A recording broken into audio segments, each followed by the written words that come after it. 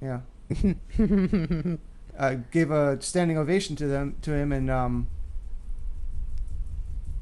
and like still, it It didn't. it like they're still like, okay, you talked, old man, I'll leave. I'm Were like, they playing the like music Yeah. at the end of it? It's just like, all right. yeah, they had like the music play and like the the on screen and I want to thank the Academy. and then like the guy was still talking and the violins are playing in the background. yeah, Like, they basically they cut his mic.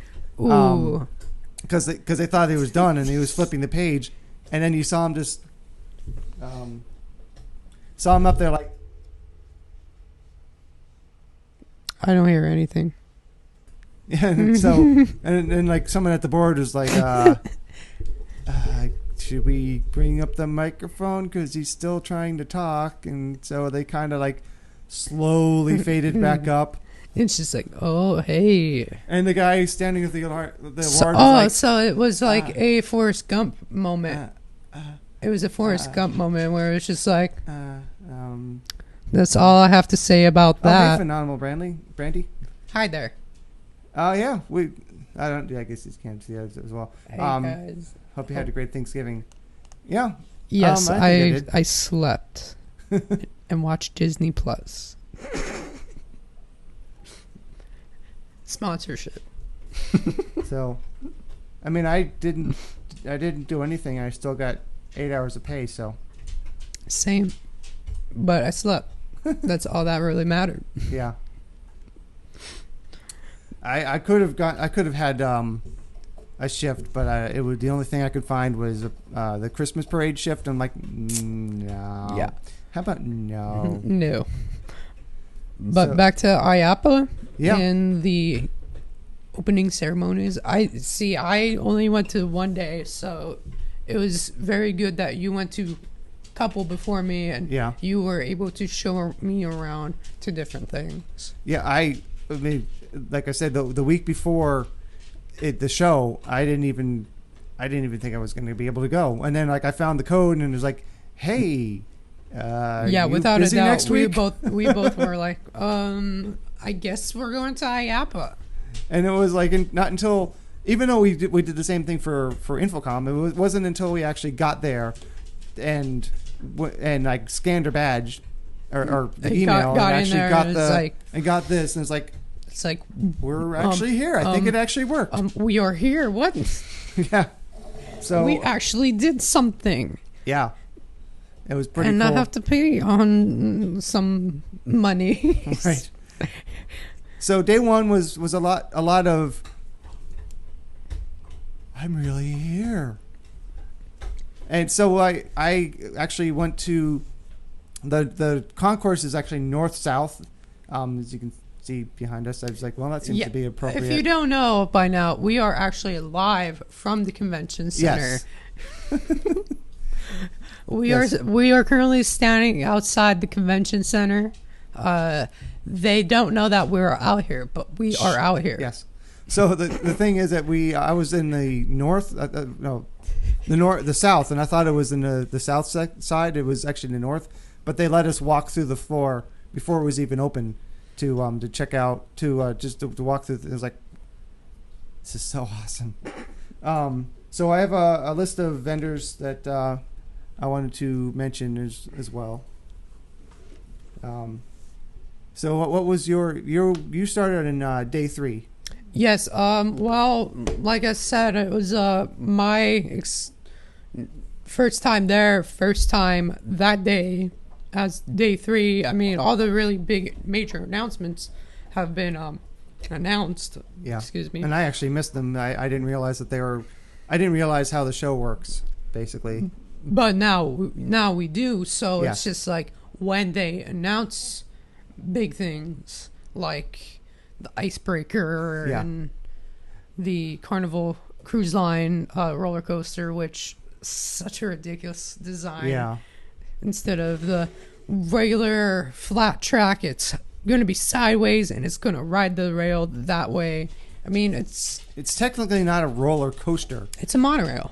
Yeah, but the reason, and like I said, the reason is that A roller coaster sits on ground that generally doesn't move. On a boat, it rocks back and forth.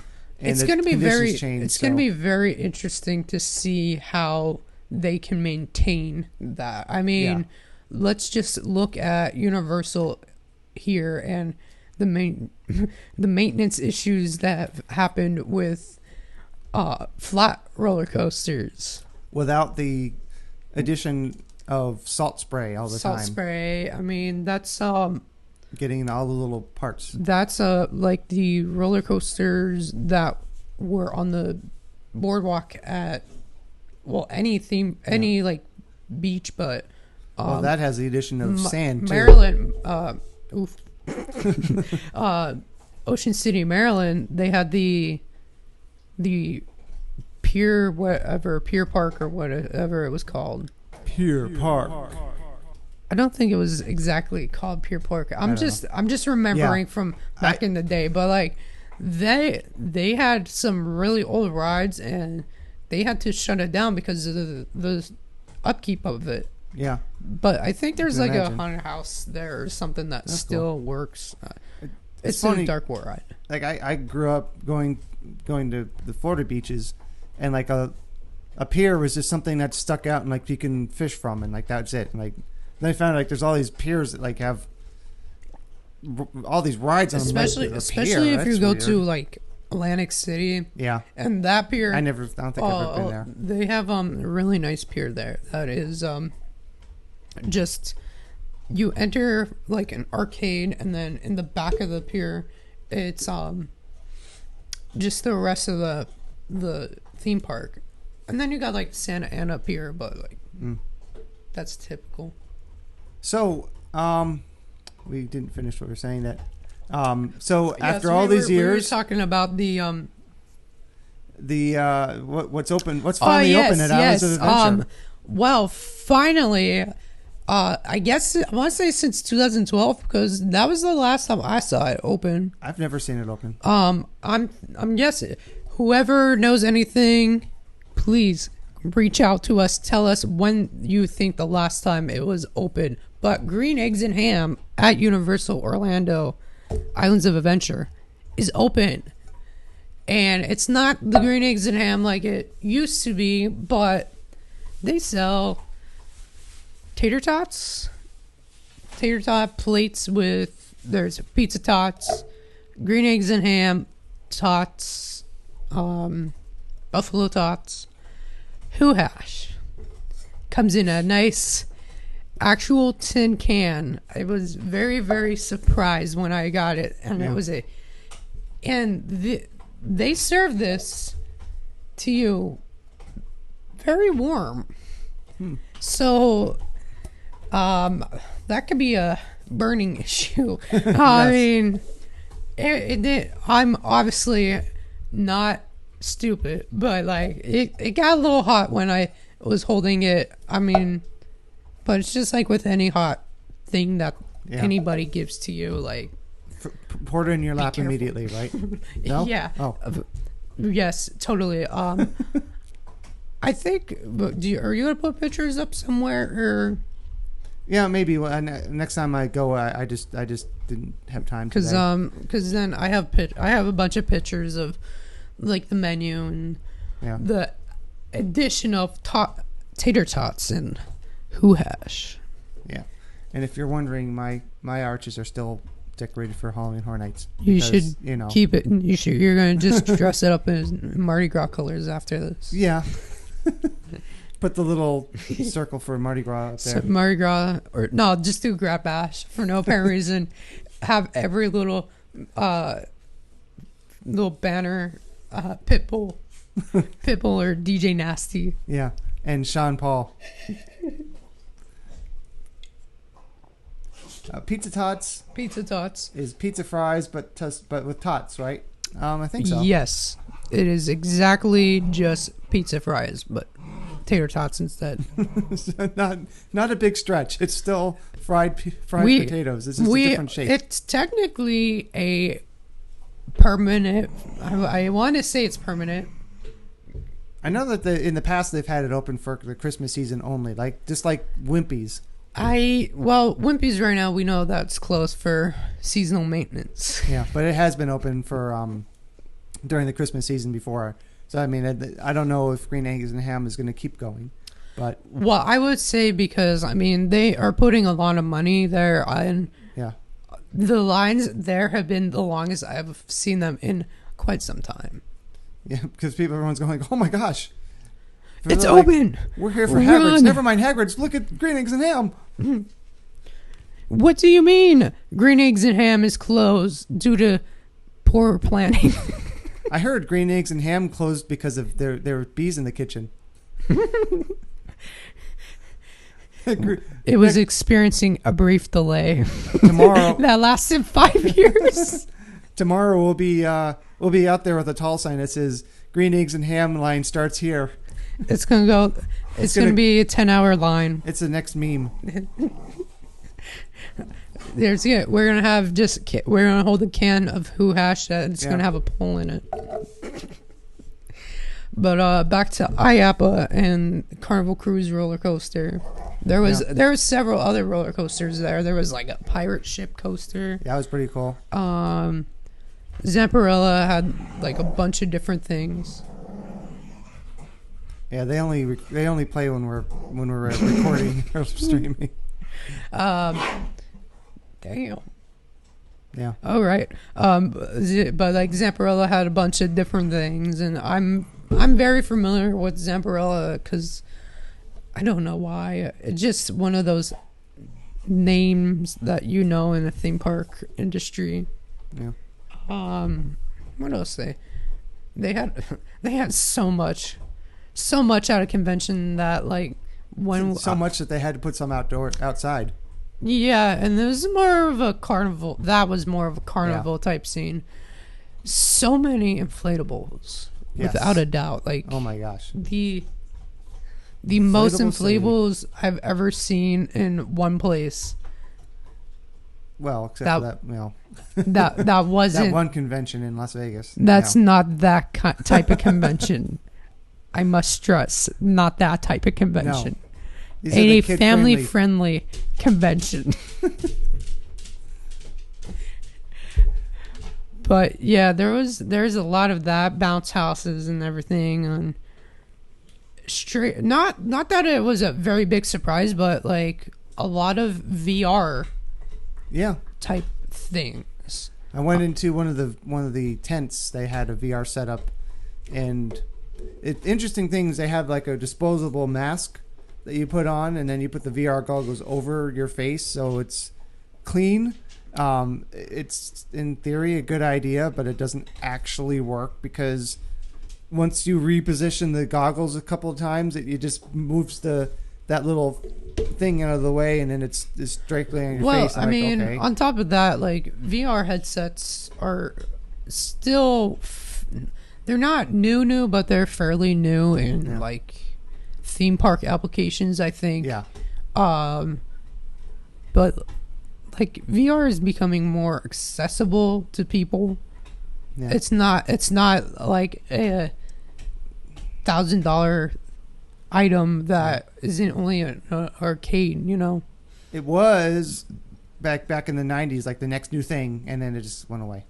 Yeah, and then it just magically came back, and now you could turn your phone into a VR headset for no apparent reason whatsoever. Well, it's good for watching 360 videos on YouTube. True, That's about it. But it's not like actual VR though. Like there's a lot of distortion, and if you don't have high resolution, don't even worry about it. And a large screen. Yes, don't even worry about watching it on your iPhone 4. Yeah. Which has no reasoning to be a VR headset. But they did. They did. But there was the VR section, and I think without a doubt the best section, other than the couple things we went to, the couple booths we went to, the arcade section. Oh yeah. Next to the food section. Yeah, the arcade game, especially the ones that like the coin pusher games. You couldn't win anything, but it didn't cost anything to play, so I just stood at one of those coin pushing machines for like 2 minutes and just like hitting the button as much as I can, just watching coins going. Like, I'm not paying for any of this. And it's like, oh, I can add more. All right, ting, ting, ting, Yep. ting. That was pretty cool. Except they did have some cards in the minion game of the Jelly Lab. Yes. Those the cards actually came out. I was like, wow, I can't believe that, because they had some like crane games with candy in them, and it drops the candy down, and they have something in the for the redeeming area, like a ring they put in there, so you can't actually get the candy. I'm like, really, you guys are gonna be so cheap? Well, you can't give us free candy? You could have broke the thing, and then it's like, yes, I have free candy now. Meanwhile, over at the Beaver Tails booth, the entire show, they're giving away product, but this other company, free candy. Oh, no free candy. No, not you for want you. You want a big full size cotton candy? We got you. Yeah. We got cotton candy for you. You want Dippin' Dots? We got Dippin' Dots. You want the don't call them Dippin' Dots because they're not, but they totally You want are. the fake Dippin' Dots? You want the Frozos? Whatever they call them. They're actually really good. I haven't tried them before. No, they were I was good. surprised. They were good. The icy melts or whatever they're called. Something like that. I've seen them before. I just never tried them. And then there's another company that is the Cool Joe, was it, or something like that? It was the snow cones. No, the frozen coffee. Oh yeah. Which is actually the same company that did Dippin' Dots. It's the same people. They're starting. Oh yeah, those coffee people that you were talking to them, and then they looked at you like you were crazy. I mean, I am, but so I have a list of the vendors here. First one to briefly mention is because we also saw them at Infocom was ADJ. Yes. Which whenever I see that, I always think of like, hey DJ, play a song already. As me coming from a musical background and doing musical. The Beaver Tail was pretty good. It wasn't that amazing. I didn't have any. I don't know how I managed to do it, but I got in line and I'm like, does the line go down this way and then around? Like, I don't see that many people here. They were experiencing a brief delay in their operation. Apparently not, because I got in line and like a minute later I had a beaver tail in my hand. I'm like, how did that happen? Everyone is always saying like they have to wait 20 or 30 minutes for it. And I walk in, I'll take that one and here it is, and I walk away. I'm like, that was easy. Yeah, I didn't get one because I didn't feel like waiting in line, to be honest. Like, I did not feel like waiting in line for anything that day. Yeah. Because you didn't have that much time. We didn't have much time, but like we got to experience a lot more that, especially we got to a point when we were just walking around the convention and it's just like, oh wow, I still have time. I don't need to be I was surprised the first day. I was like, it was 3:00. I'm like, oh, I think I've gone through most of the floor. And that was after going to the headquarters. We'll talk about that. But it was kind of cool to see them. They used to be called American DJ. Now it's kind of like IHOP. That's now ADJ. ADJ. Because they're moving into ADJ. They're moving into more professional products.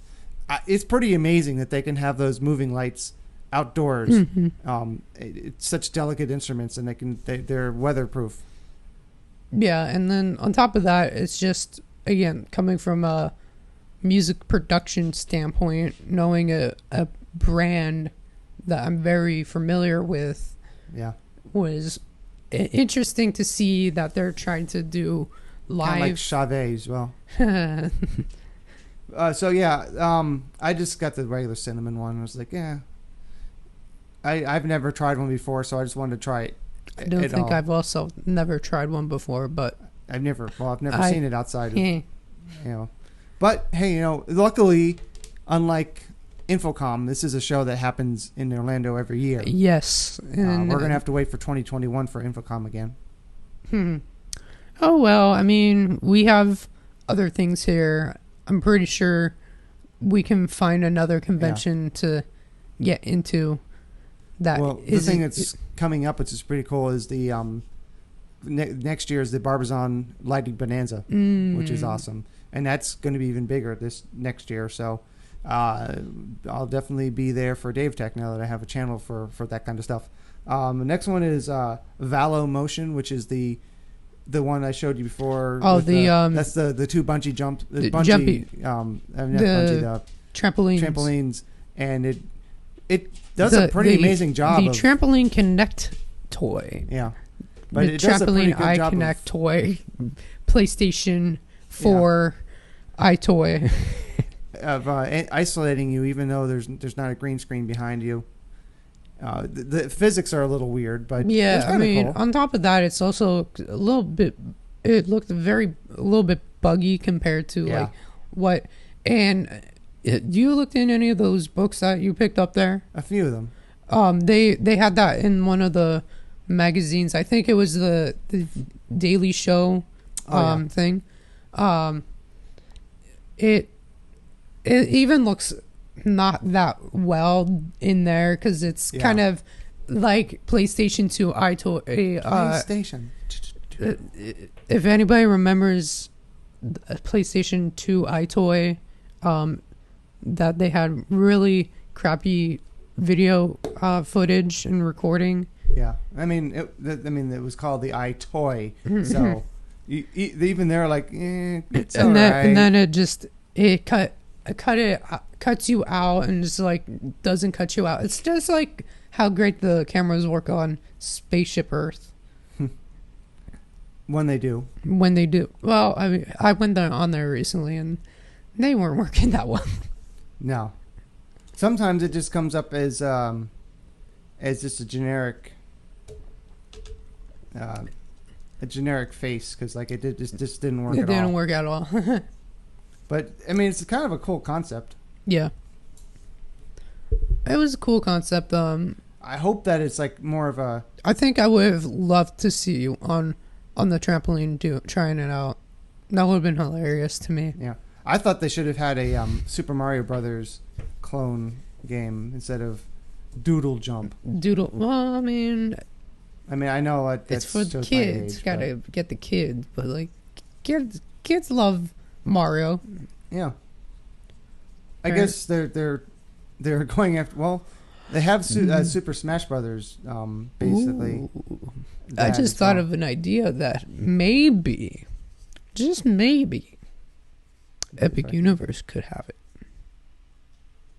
But we're not getting into that. Yeah. That's a topic for another day. But there was that.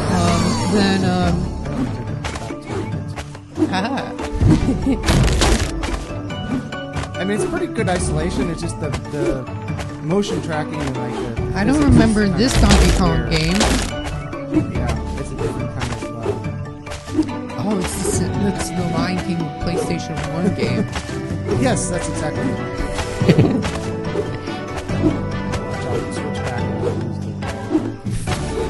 Nah, it should be fine. Actually played a different one the first time, but you have 30 seconds to get jump back, up there to get to the kiosk to put your email address in before it resets and like, okay, cool, I missed it. We were gonna do it, but like it was kind of there was a first day there wasn't a line, which was weird. There wasn't like a line like. But it was enough. We had a lot. Brief delay in operation type line, but there was a line, and it was. I really wanted to do other things there, but do you want to tell them about the couple booths that we stopped by and like the one? Yeah, I'm getting into it. Do you want to talk about Sure Spot? Let's talk about the other one before we talk about them. I mean, it was like one after another, but yeah. So one of them is for a company called Mobile Juice, which is pretty awesome. Mobile Juice. Honestly, I originally stopped by because I saw a bunch of charge breaks out, and I was like, I wonder if these are promo items to give away. Nope, they weren't. They were not really. They were for sale. Yeah. But You want to tell the story? I mean, Well, I stopped and was like, hey, let's check this out. And then the guy started talking to us about the mobile juice. mobile juice. And then he's like, well, Juicy. where do you guys work? So we told him. And Yeah, we told him. And he was very enthusiastic. Yes. And it's like, well, he said he was trying to get these into Universal. And we're like, okay, cool. And then he started talking about how the product works. And then we're like, you know what? That actually is kind of cool. If you're wondering what it is a power bank. Yeah. In the vein of you can buy it in a kiosk, but instead of a fuel rod or GoPuck or whatever you want to call it, it has the cables with it, and you don't have to bring your cables with you. And if you have a USB-C device, there's a little built-in. I forgot to put my my GoPro. no my the webcam I used to put up there for close-ups. Oh. But there's a little USB-C adapter as well. Now that's cool for multiple reasons. One of them is for phones and iPads and stuff, but that also means that you could potentially charge a GoPro camera as well, not just your phone if you need that charged. Yes, and as you can see, I have a lightning connector on mine, but my phone doesn't quite fit with the case, and I think that's obviously a 50-50 thing because your phone case might not work. Mine obviously doesn't work, but it also has a USB plug that I am currently charging with my own plug to begin with. This company that I have my phone case from is Oune. It spells Ounne.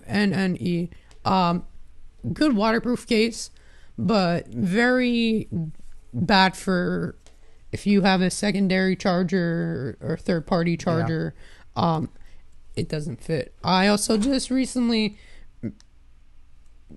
did a little bit of milling out, and charged. That's pretty slim. It's just It is not slim. as slim as it needs to be, unfortunately. It just doesn't fit fully.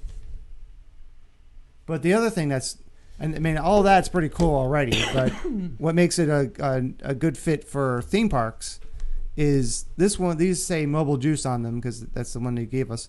But there's a area on the charger that can be custom printed to whatever logo You could put your own company logo on them, which is pretty cool. So I'm thinking, besides saying Universal Orlando Resort, they could be sold at the Tribute Store with Halloween Horror Nights or Mardi Gras or whatever, along with or instead of the silly fuel rods.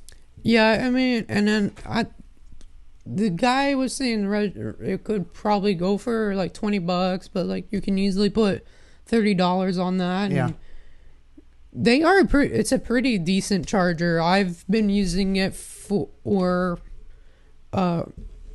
changing instead of using my fuel rods that I will just put in my Disney backpack and my other charging things. Some more sensible size form factor as well. Yes, I mean, like on top of the guy slaps this little suction cup rubber thing. I don't know if all of them be like that, but like it really is nice. Sure. It's nice, slim. It's about the size of my iPhone 6. I mean, it just goes on the back of my phone easily. Yeah. Again, it would be more easy if I didn't have my own cable, but hey, winners can't be choosers. Yeah, but still a much better idea because at least it sticks onto the back, and on top of that, it fits in my pocket much easier than a fuel rod. It's just like it's like taking batteries or I don't know why lipstick comes to mind, but like it's just like put a bunch of lipstick in your pocket. Probably looks weird to security when they look in and it's like, wow, you have 6 fuel rods. You plan on staying here all day? Yeah. You moving in, bro? Yes, I'm living in the Haunted Mansion. Actually, I live in Tom Sawyer Island in the Mystic Cave. Don't tell them that. I gotta move now. I gotta move to Splash Mountain. Yeah. So another booth that we saw at Infocom that was here, it was also at IAAPA, was Froggy's Fog. And they gave me this awesome cup here, which you can see here. Oh. It's invisible. Wait a minute. I just remembered it's green.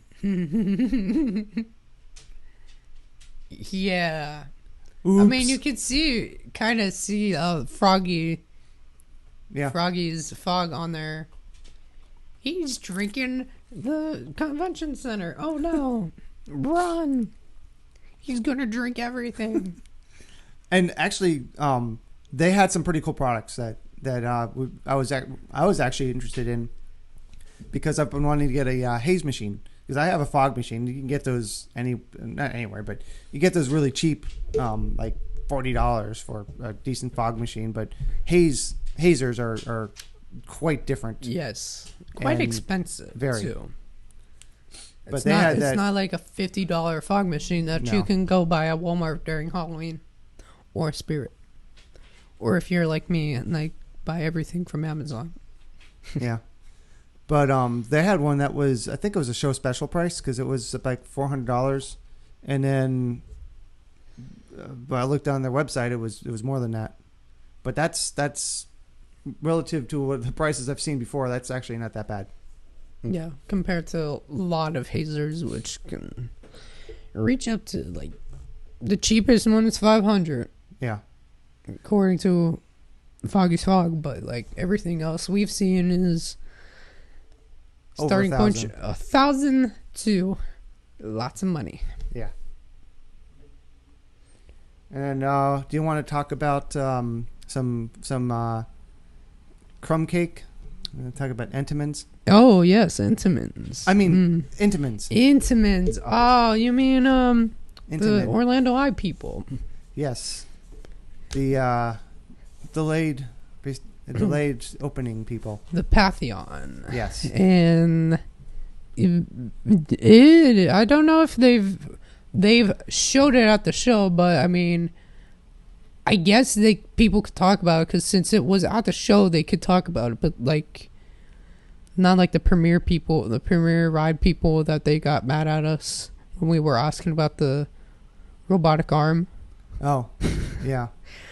Which is like, why would you have it out on the desk? We haven't announced it yet. Then don't put it out there. So I was like, oh, what's... But we haven't announced it yet. It's like, oh, what's this? This is a thing that we have. But we haven't announced it yet. Thanks. Well, I mean... Then, like, why do you put it on display? We could talk about... I guess we could talk about it since it was on display. It was next to the Hagrid's Motorbike Adventure. Yeah. I should say Magical Creatures Motorbike Adventure. Right. It was right behind the car for that. It is a model for a new ride system, drop tower 4D simulator that looked like had ride cars from Transformers and Spider-Man on top of whatever. I don't even know how to explain it. It was like Doctor Doom, but you're on an working elevator. So it was like a drop tower, Tower of Terror, Transformers, but there's like screens all around. Yeah. So that's wherever they place it. Whoever gets that technology, it's gonna be an interesting ride. But then again, look at a year or two ago with Sally Corp. You're not gonna fit underneath my legs. Sally Corp with the Walking Dead ride. Hmm. We don't even know what happened to that. I don't Didn't know. go to Six Flags. That's all I know. That was one. We should have went back to, but Yeah. we saw it, and I don't think I saw it ever again. At the end of the day. Hmm. But yeah, Intamin. Yeah. They build a lot of roller coasters. Yeah. A lot of But roller coasters. other rides too. They built the Sky Cabin over in Knott's Berry Farm. They built the Orlando Eye, like we mentioned. Yep. Which was honestly very surprising for me because I thought it was. I don't know who Yeah. I imagined built the Orlando Eye, but like Yeah. I wouldn't have guessed a company that we think of roller coasters, but the nice thing about Sky Cabin is, unlike at SeaWorld, you don't have to spend extra money to go on it. well, it's cheaper now at SeaWorld. It's like $5, but it's But still it's still a ride in a park still that a ride. it should be included. It's like we're not doing e-tickets anymore. Well, it's like the drop tower at Hershey or the kissing tower at Hershey, and that was cool. And then they have like one still at Carowinds that you can ride for like free. So yeah, it was cool to see manufacturers like that. Is it Triotech or Triotech? I want to say Triotech. Triotech. That was cool. They are the ones who make that 4D dark ride over at Knott's Berry Farm. Escape from Gringotts. Either I forget what it is. Something about the Iron Reef, but it's a ride that's very similar to Ninjago and rides over at Disney. But I thought it was much better. The visuals look a lot better, and the ride system, just overall. Ninjago is kind of annoying now. Actually, you go like this to shoot, but like after a while, my god, that would just annoy me the whole entire time. I would be like, all right, I think I'm done with this ride. I mean, I run on it once. I'm like, yeah, okay, never mind. Going on. I'm gonna get lots of flack. Toy Story Mania. It's just like, it's like, no, I don't want to be doing this. This is to hurt my forearm. Yeah, I didn't really like that ride that much.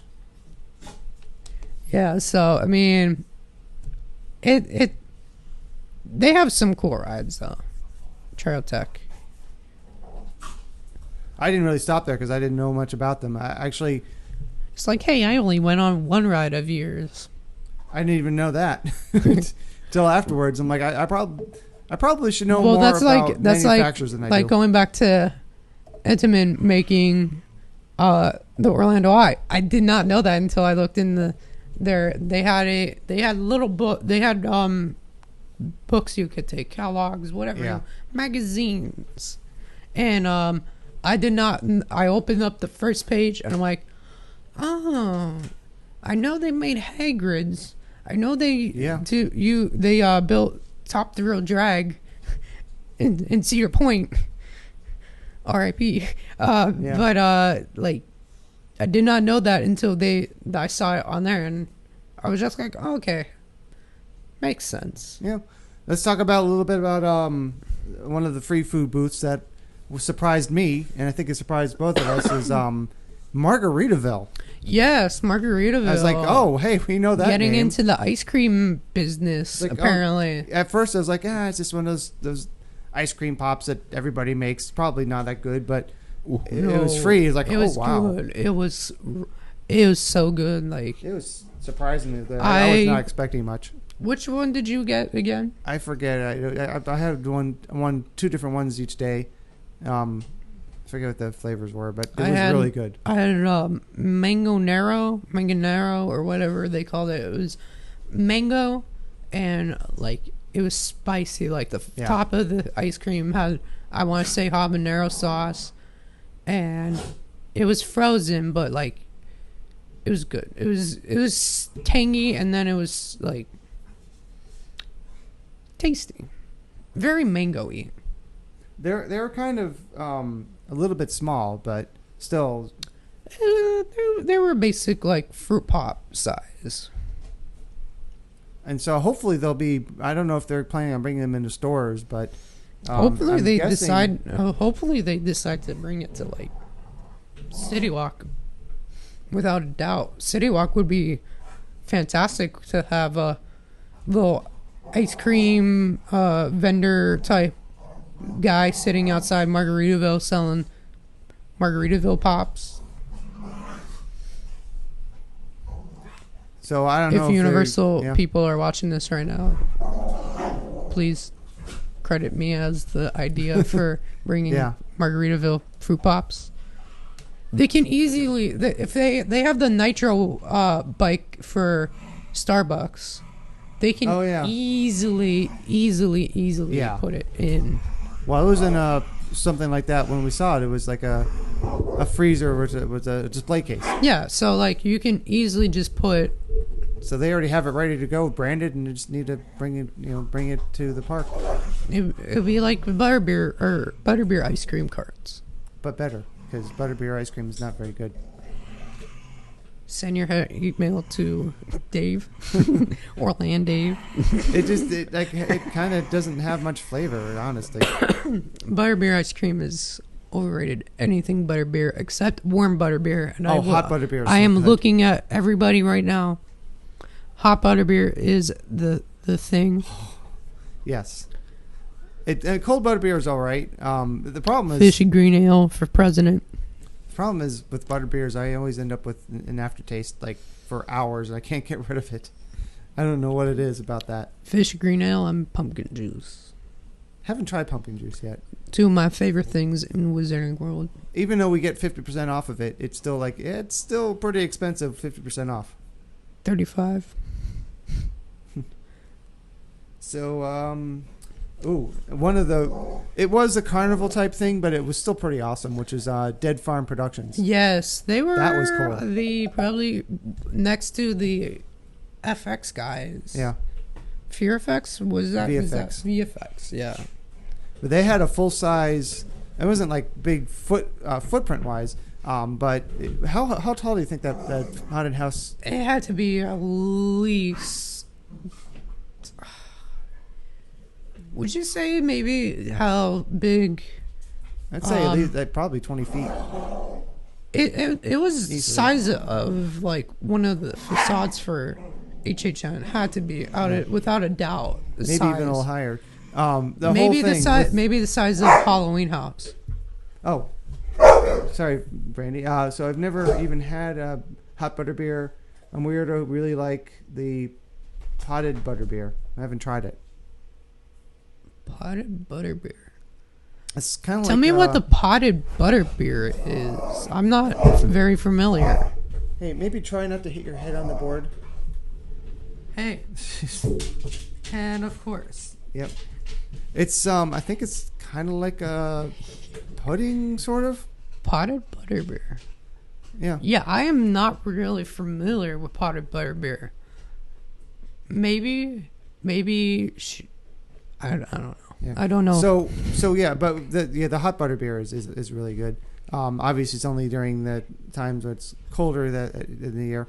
But the haunted house was. Oh yeah. It had different. They had you couldn't. Unfortunately, they were outside, so you couldn't see this. But they had several televisions in the windows to have the different characters appear, and you couldn't see them. I think they should have been out inside. Yes, they could have easily be by. They said they were surprised that they weren't indoors. It's a little glass jar at 3 rooms. Oh, moose. Yeah. Oh, I've never really had that. I know they have like. I didn't like the fudge. They really have like a bunch of different butterbeer things. It's like everything butterbeer. But the whole thing. With I don't know if it includes the TVs or not. The whole thing was like 6,500.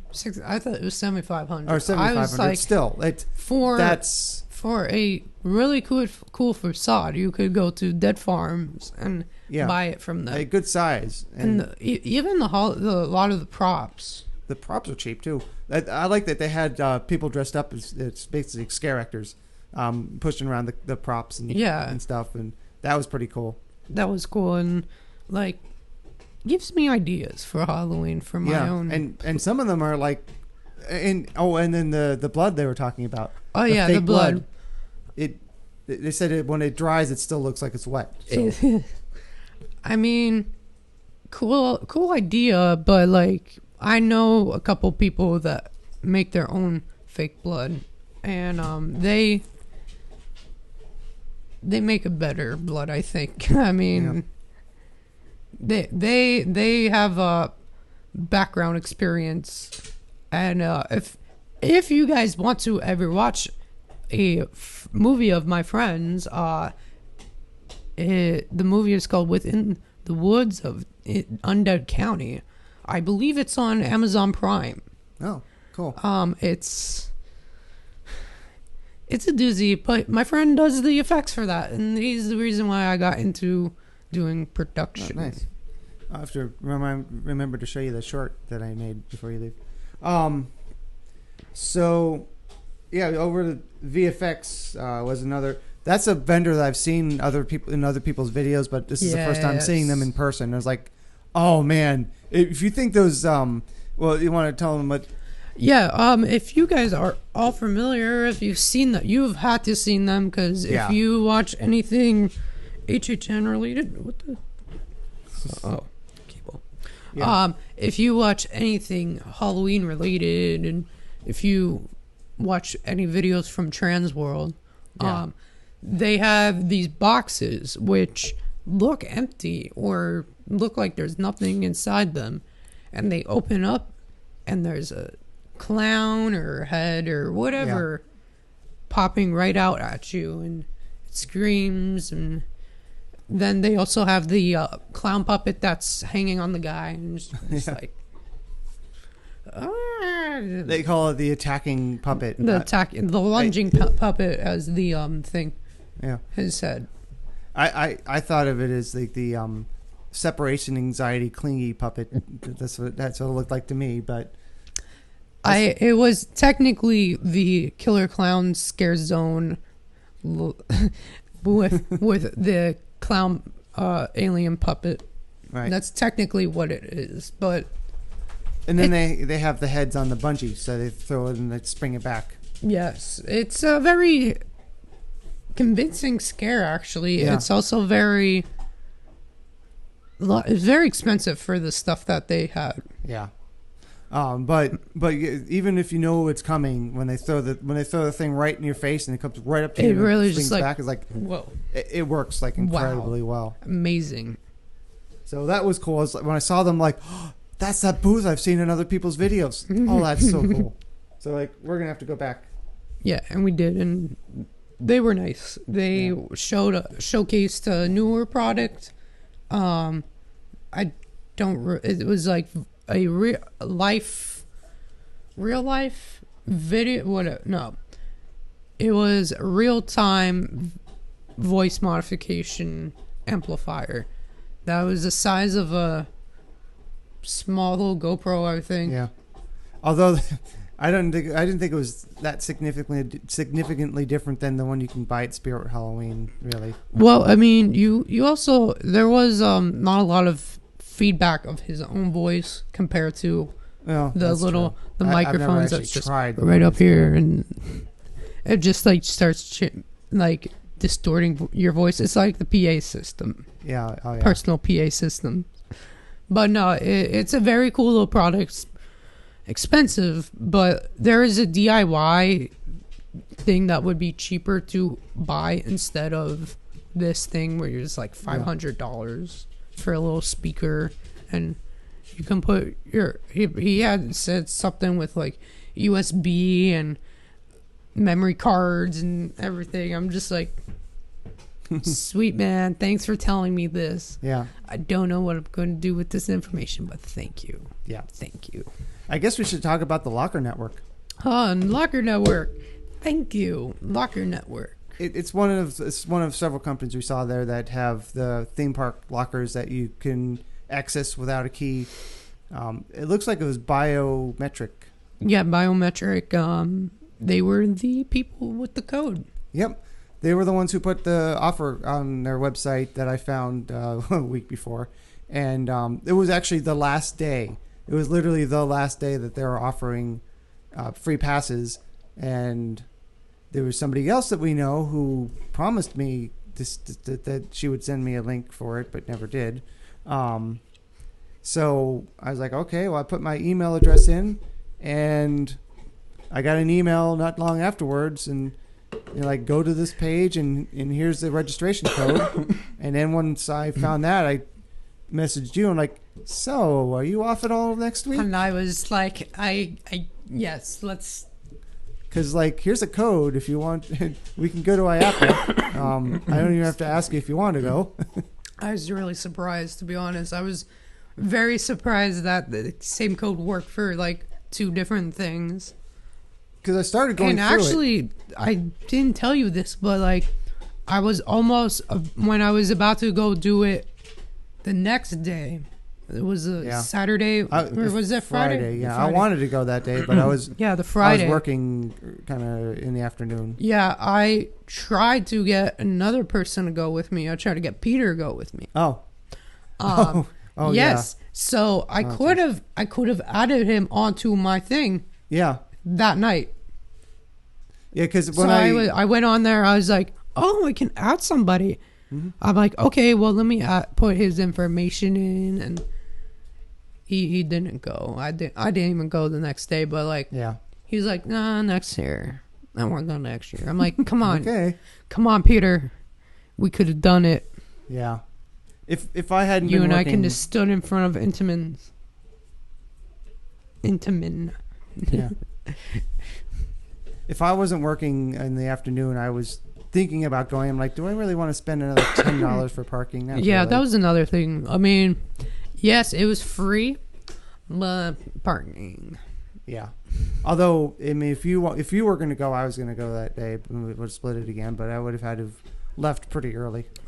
It was okay. It was a one and done thing for me. I got to do everything I wanted to do. I got to see all the coaster companies I've ever grown up on. Yeah. Even ones I didn't expect to be there or didn't even realize that were there until I'm like, oh, the Philadelphia Toboggan Company. I know that name. Yeah. Speaking of which, actually, let's talk about Give Kids a World. I thought that was the name of it. It's actually Give Kids a World Village. Yes. Which there's a lot more to it than I thought it was. Yeah, Give the Kids World Village. And that's where I got this little rocker on. We both got them. Yes, I don't have mine near the badge. It's just rocking HHN 22. But that is... I still have to learn a lot more about them, but that's a pretty amazing charity. So they have something called the World Passport, if I understand correctly, for it's for terminally ill children who they come to Florida, to Central Florida, and experience Disney, and Universal, and SeaWorld, everything. Busch Gardens, and for I think a year afterwards. Any theme park that they partnered with, they can get in for their family can get in for free, which is pretty cool. That is cool. But they also have a bunch of rides at their facility, and they have a bunch of they're very handicap accessible. Yeah, but they also have lodging for the families as well. So it's pretty cool. We've worked with them prior, and we've gotten a lot of information on what they do. They do actually theme nights, which are pretty amazing. I think Wednesday or Tuesday is like Halloween night, and then they have a Christmas night, and they have a birthday party night. They have pirates. Cool. They have pirate night, and it's really they're a very interesting company that they could do all this. And I think as people who've worked with them closely a couple times, it's probably one of the other companies that I'm kind of proud to be. Yeah, and I'm definitely going to head out there myself to learn a little bit more about it and and I also would like volunteer to and try stuff. to see, even though they're kids rides, I mean, Yeah, maybe I can go on one or two. I Hagen mean, has cheeseburger. yeah. So it is gktw.org is the website.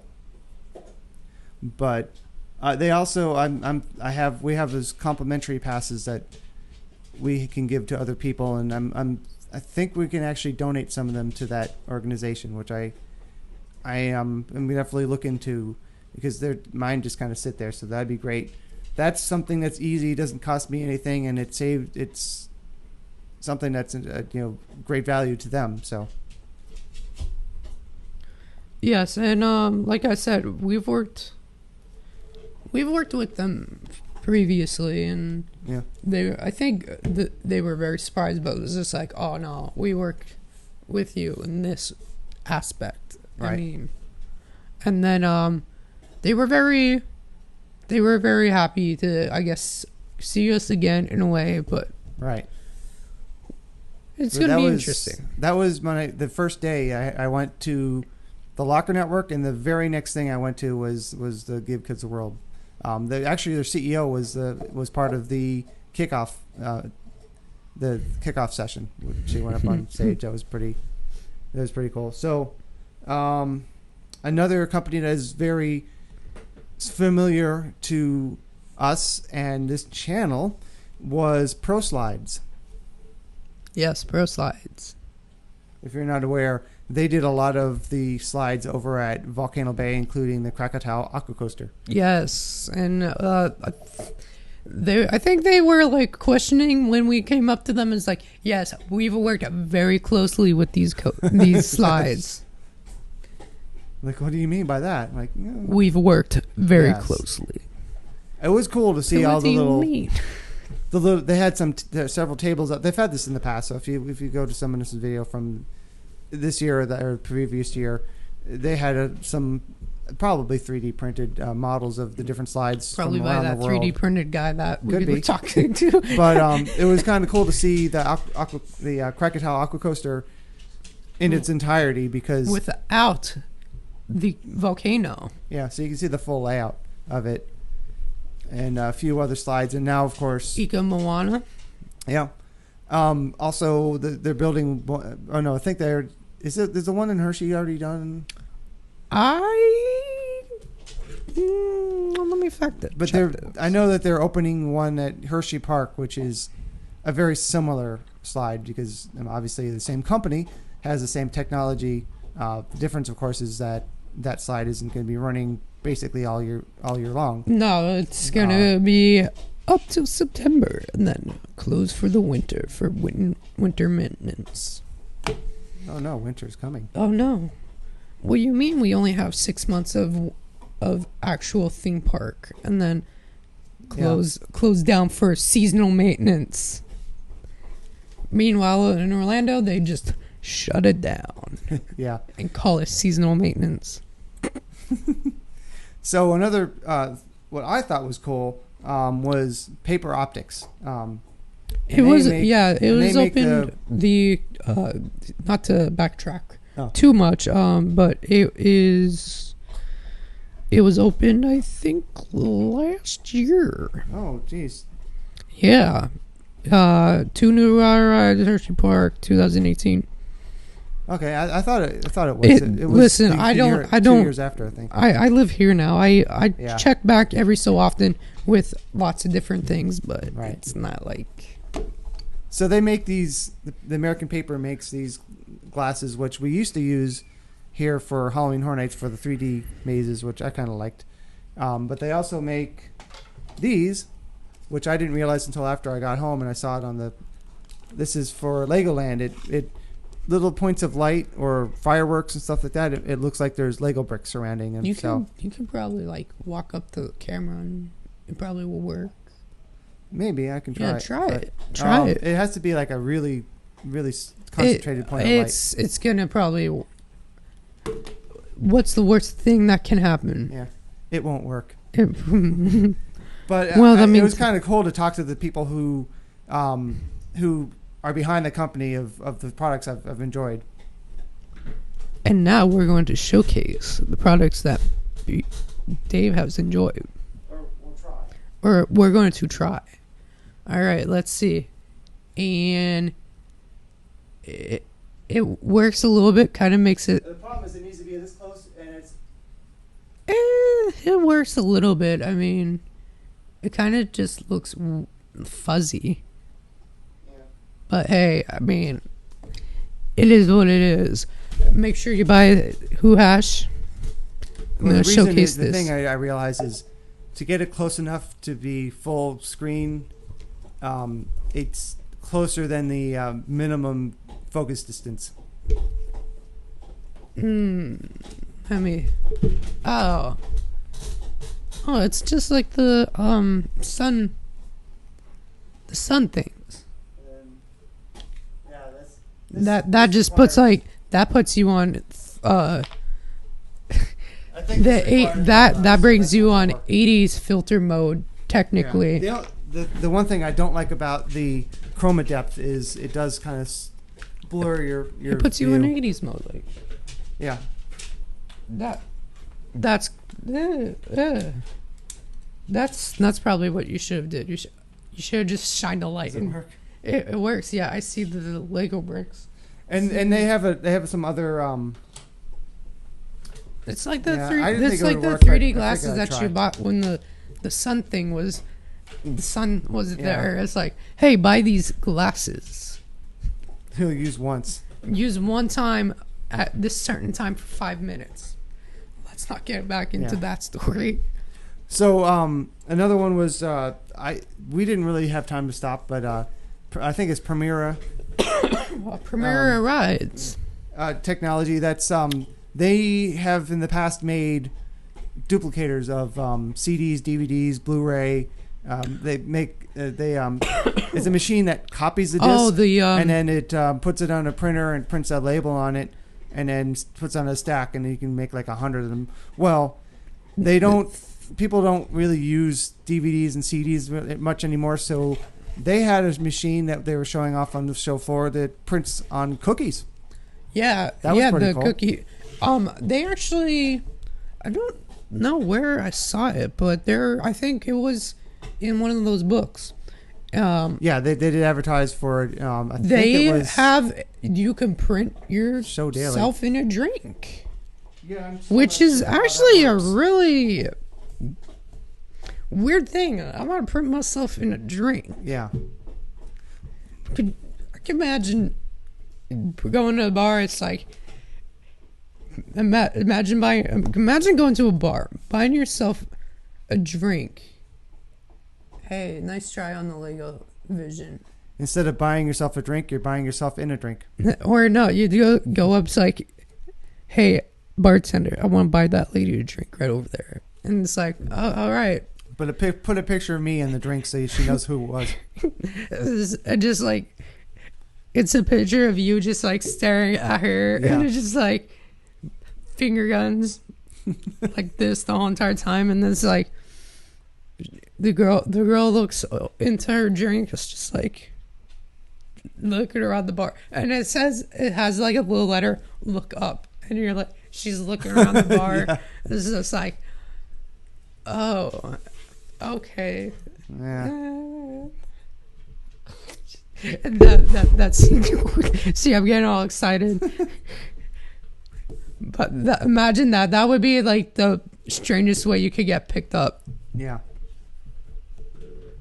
So another one was... So guys, don't do that. Yeah, don't.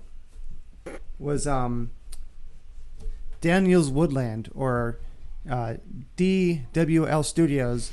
That's a company that made the theming for the DC Comics Justice League: A Call for Action. The over at Dynamic? No, it's the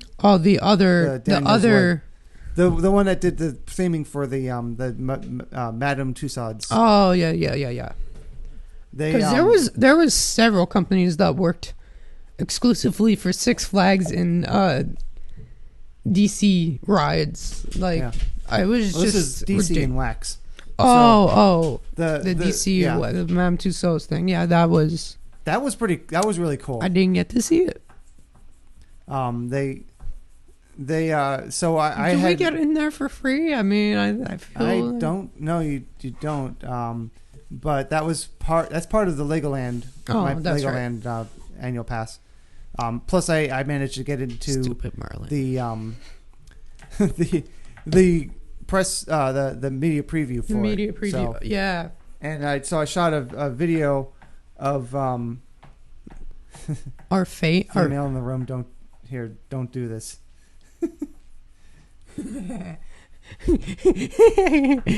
That was back. I sorry. It was my fault. I just noticed this. We're backtracking to the bar story. Yeah. So I posted a video talking about it and saying that how it was the theming and the attention to detail was so awesome. And they posted a comment, say thanks for enjoying our work. So I got to see them in person, and they had I think a dragon. Our favorite Orlando-based YouTuber went. I remember. But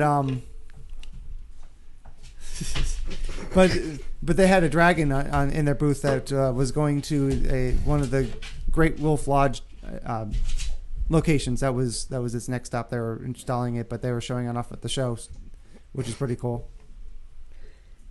Yeah, did you stop there with me or no? You did that on your own. Yeah, I did that the second day. Because I walked through then and I looked at it and was like, oh, because I think they had a picture of yeah, it, you're of like, oh. It's like, oh yeah, it's them. Okay. Fire alarm technology guy. Hi. Fire alarm technology guy. Hello there. Welcome to our stream. Yeah. I should not pull your avatar. That might set off the alarm.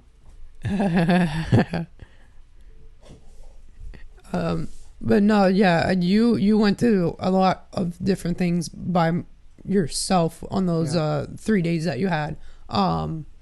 We'll get to a lot more stuff next year. We'll have more. Well, yeah, we'll definitely have it more planned out than like, hey, what are you doing in a few days? Let's do it right now. It's just like, whoa, okay. I think I have a code that might work. Let's see if it does. And it's like, oh, by the way, we're not going to be able to film anything. Yeah. I'm like, alrighty then. I guess I'm just going to Snapchat the whole entire thing. Yeah. Except for, and you reminded me, thankfully you were watching the clock. I lost track. Oh, yeah, that we got to go to the headquarters. Yeah.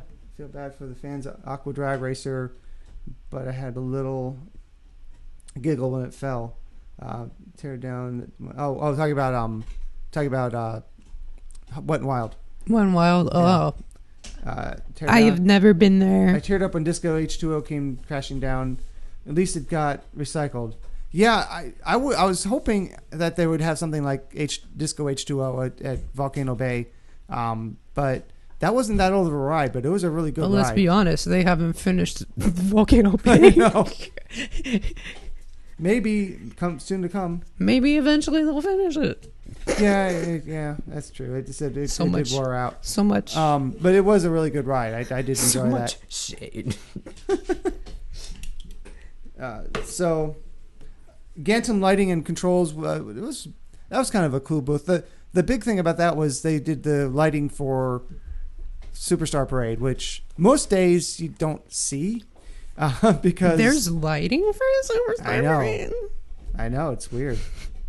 Jinx, everyone. Oh, they both said Wet n Wild. Shade. Actually, there still are Wet n Wild parks in other parts of the world. Yes. At Dorney Park, Wet n Wild Kingdom. I mean, there are other parks that are like Wet n Wild. Same company. Not here. Nope, not anymore. At least the water park doesn't have rides that leak all over the place. Everyone. Yeah. Oh, no. At Volcano Bay. Yeah. So. Okay. Bollinger and Mellibird. I don't even know how to spell. Just call it B&M. B&M. B&M. That's how we say it. That's how people say it in the coaster community. Yep. B&M, yeah, that was that was like meeting God, I want to say, kind of, in a way that it's just like, I hear all these things about you, and I'm finally meeting you. I've written a lot of your things. There's a lot of that. A just lot being of awesome to those be able to talk to the people who behind, especially all the different things I've ever ridden, like all the Cedar Point rides, all the Kings Dominion, Dorney Park, Carowinds, all those rides. And it's just like, oh, we have the Incredible Hulk. And then it's like, you look, I have a coaster book from a long time ago, and they go through all different types of roller coasters. You got B&M, but like most of it's all old style B&M. It turns into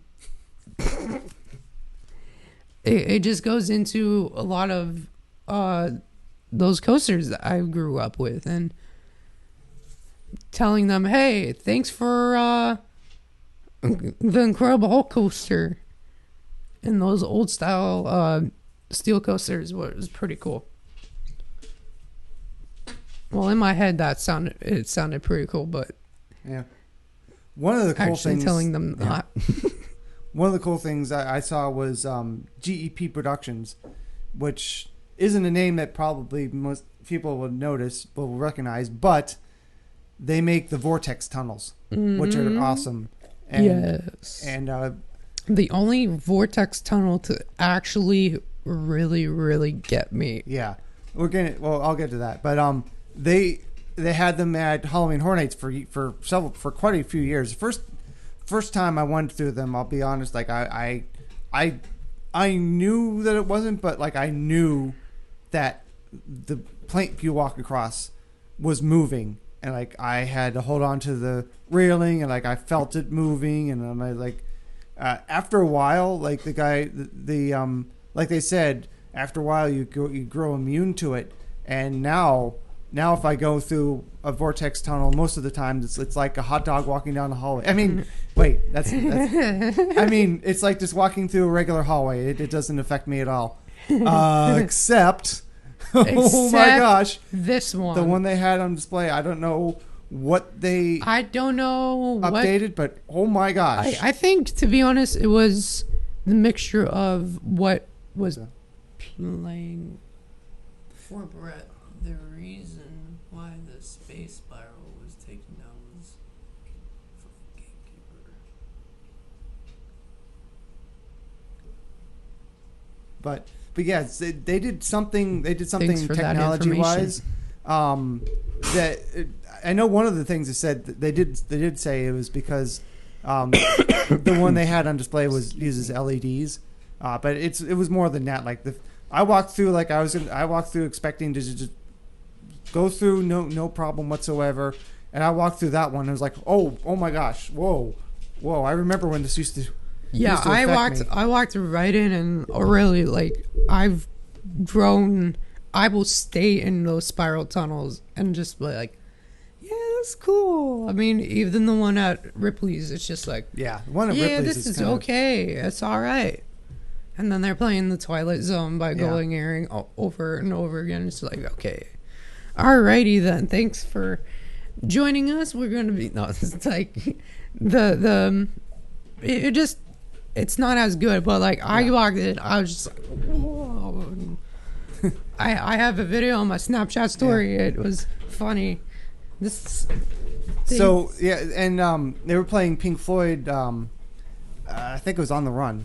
And I was like, they should have played Like a Virgin, because it was kind of like going through for the very first time. And it was just like, it really messed me up. Like, it felt like being drunk. Yeah. So the cool thing, like we were saying before, is at the other end, the people running that were in the booth, it was the owner of the company. So we got to again tell them, like, one, I don't know what you did, but that's amazing, because that really that's a great upgrade. Also, Golden Earring baseline though. But also, that golden line, that bass line for that song is pretty tight. I know. Yeah. I know. Really quickly, actually, I'll finish it. So yeah, it was pretty cool to be able to tell them and like, hey guys, you did an amazing job with this Vertex tunnel. It is significantly upgraded.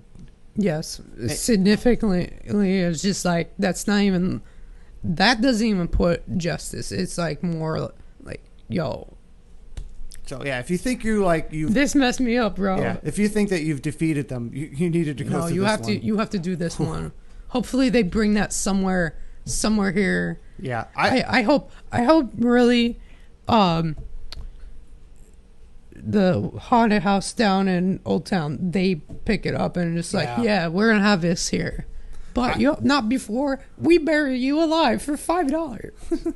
I have a feeling that the reason I stopped doing it at Horror Nights is probably because of a load issue. Because if you're not used to it, it slows down the line a lot. Yeah, but let's put strobes in every single. Oh yeah, really.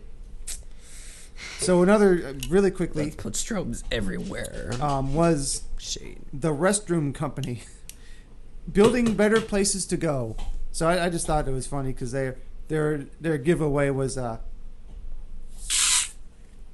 whoopee cushion. Except that wasn't a very good whoopee cushion. No, it's unfortunately the little one doesn't work very well. It doesn't.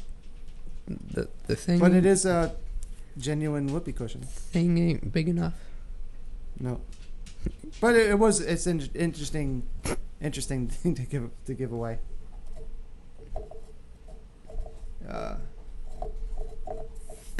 You don't know how like proud I am to have this can. Okay, that was better. It was good. Yeah. It was a good rip. I am very proud to have this can of now because like this is gonna be my. I'm gonna put like a Christmas tree in this now. Like I'm gonna put a Christmas tree in it, and I'm gonna put like Christmas lights in the Christmas tree. It's gonna be a mini one. So it's gonna be. This is gonna be pretty. You're gonna be like, oh wow, I didn't think you would be able to do that, and I'm like, I should just use this as a drink. Yeah, see, the small size doesn't really work, but it's a very funny giveaway. It's memorable. There was a couple funny little gifts to give away to people, like a big ass fan thing. Oh yeah, that's in the. Oh, that's over there. Is it United taped? States. Is it taped to the thing? No, it's just in the bag. It's in the bag. I'm not gonna go. The U.S. Postal Service was there. Oh, that's who gave the gave me cable management thing. Like, the heck was that? Okay, it's hopefully ghosts. I didn't go through the screen. It's ghosts. For you, what exactly was the Who Hash? Did the can cost extra? It is altogether. I didn't explain this earlier. I thought I did. Oh. I might. It might have been for the thing, the test video, which that was hilarious. All right, let me do this. Hi everybody, and I'm going to sell you today Whoville's Who Hash. What is Who Hash? It contains 100% natural Who beef. It is a tater tot thing. It's tater tots with white cheese sauce, and we got corned beef, diced ham, and scallions for $14.99. You too can own an actual tin can with the word Who Hash on it and eat from this can. Unless you're a team member or an annual pass holder, and you get a discount. Yeah. And to be honest, it's a very good souvenir if you love Dr. Seuss, you like anything there. It is a very good souvenir. It's an actual tin can. There's like, you're paying to eat out of a can for $14.99 unless you have a discount. But yeah, so that is what it is. It's actually pretty decent. They don't really have the green eggs and ham anymore. Roast beef. That could it's not roast beef, it's corned beef. But they could have roast beef. Yeah. Because eventually, I mean, I don't know how long green eggs and ham, tater tots and who hash. It's gonna be called that. And we got our big ass fans. That's the name of the company. And they have a donkey. Yeah. So that was the second day when I went into the, because I think we have them in our security rotunda. They're fans. Those big fans. They're good. And then you spotted this. It's like, it's a flashlight. Yes. So I only grabbed it because it was a flashlight, and it's a black flash. It's a black light flashlight. It's like, woo. Which is actually pretty nice. Yeah. So I'm like, oh yeah, I'm taking that too. It's going to be interesting to be able to have black light reflective things. Yeah. And test them out without actually testing them out. And then this is interesting as well. We got a bunch of different USB flash drives. This one clicks like a pen. Yep. And this is from ProSlides. It has a bunch of videos of their. It's a EPK basically, electronic press kit. Oof. So they have stuff like.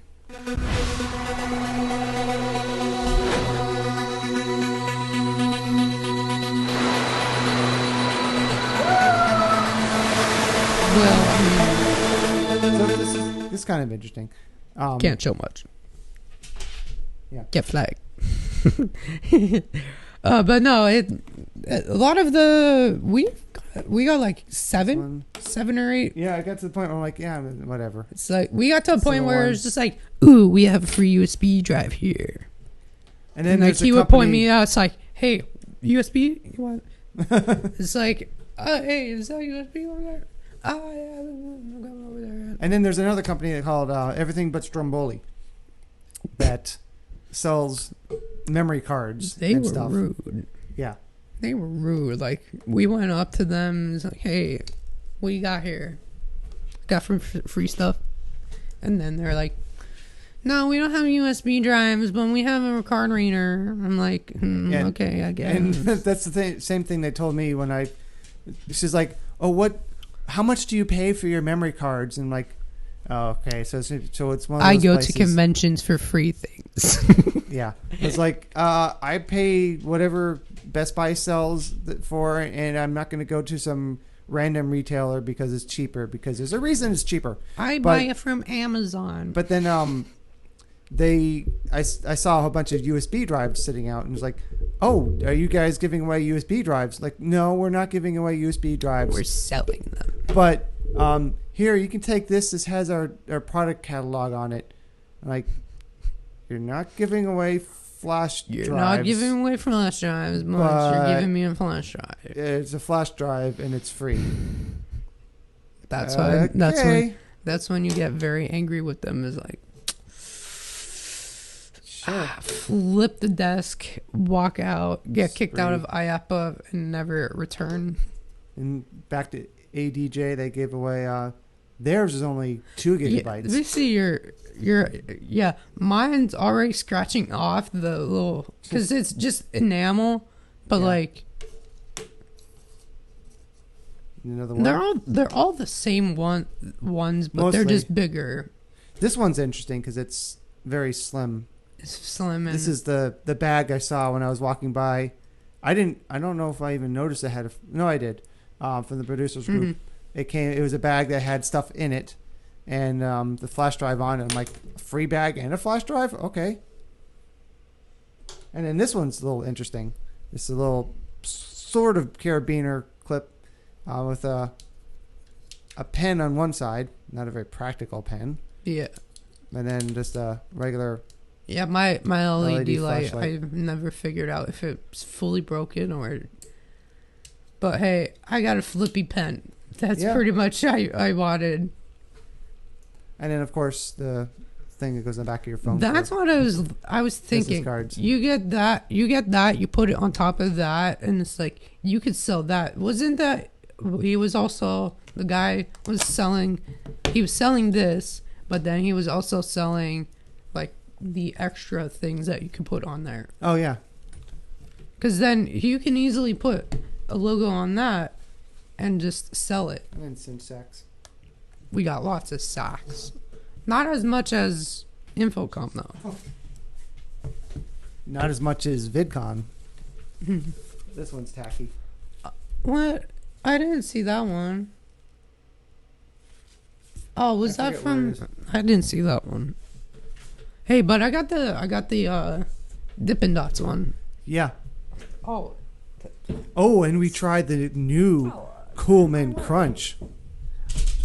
And then We found it in one other place in one specific spot in Universal Studios. Yes, across from the Fear Factor live stage. It actually is pretty good though. Yeah, it actually was. It was not as minty as I thought it was, but I don't know okay. if the cookie pieces really work with the freeze dried bead. It just it was okay. thing.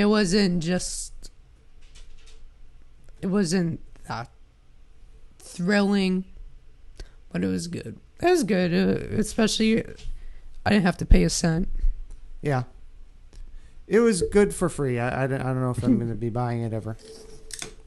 No, I don't buy Dippin' Dots. You did get a bag from them.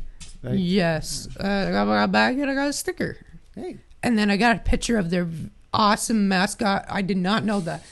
First of all, there's two things I did not realize. Didn't know that they were turning 30. Did not know that they had a mascot called Frozy so. the Yeti. And then here's a letter opener. Like, oh wow, From guys, that's exciting. CIA. It was in a bag. They had some bags sitting out with stuff in it already. So like, if this was sitting out by itself, I wouldn't have grabbed it because I mean it's a letter opener.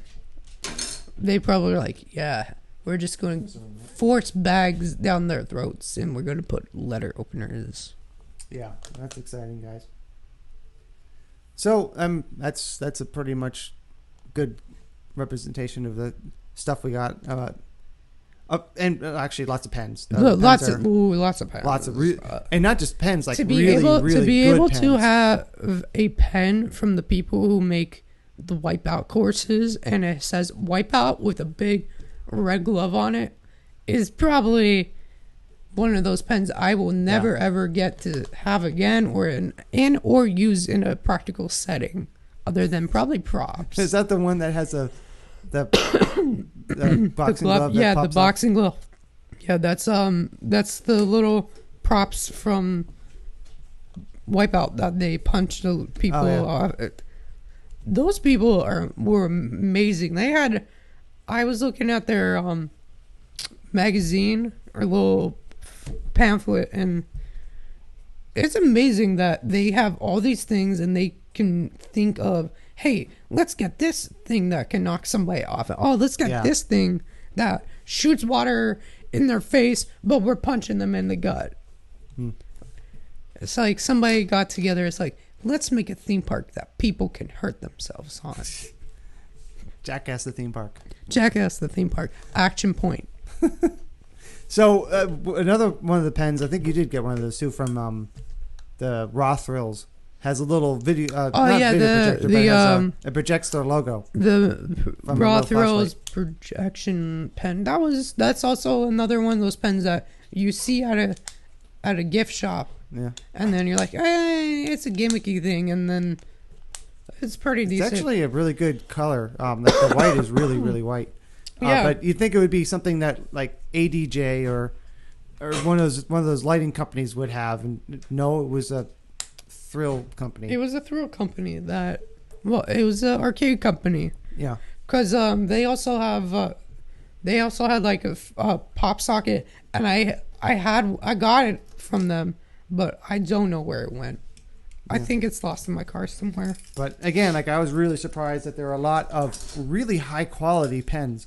Like VFX had that really cool hybrid pen it's a stylus, but it's also a regular pen at the same time, which is really cool. And talking a little more about the, it was cool that they had Ice, the arcade company. They had the company that like makes like Down the Clown, and they had like a junior version of Down the Clown there. I actually was doing pretty well with that. Which one? The Down the Clown, when they have the clowns with the fuzz around them, and you throw the ball. And those ones, yeah. I like Ice games. We walked past them, and I was just like, "Hey, I know that." And then it's just like, okay, whatever. But like, it was cool though. Yeah. I think my favorite one, obviously you saw that they were my favorite ones, were the shooting galleries. The shooting galleries. Those are cool, except I kept getting sprayed with water. I think that was because I was just like, I love those, even though they're so like really pointless. Yeah. But like, when I go down to Old Town, I'll take you down to Old Town one time. They have shooting galleries there.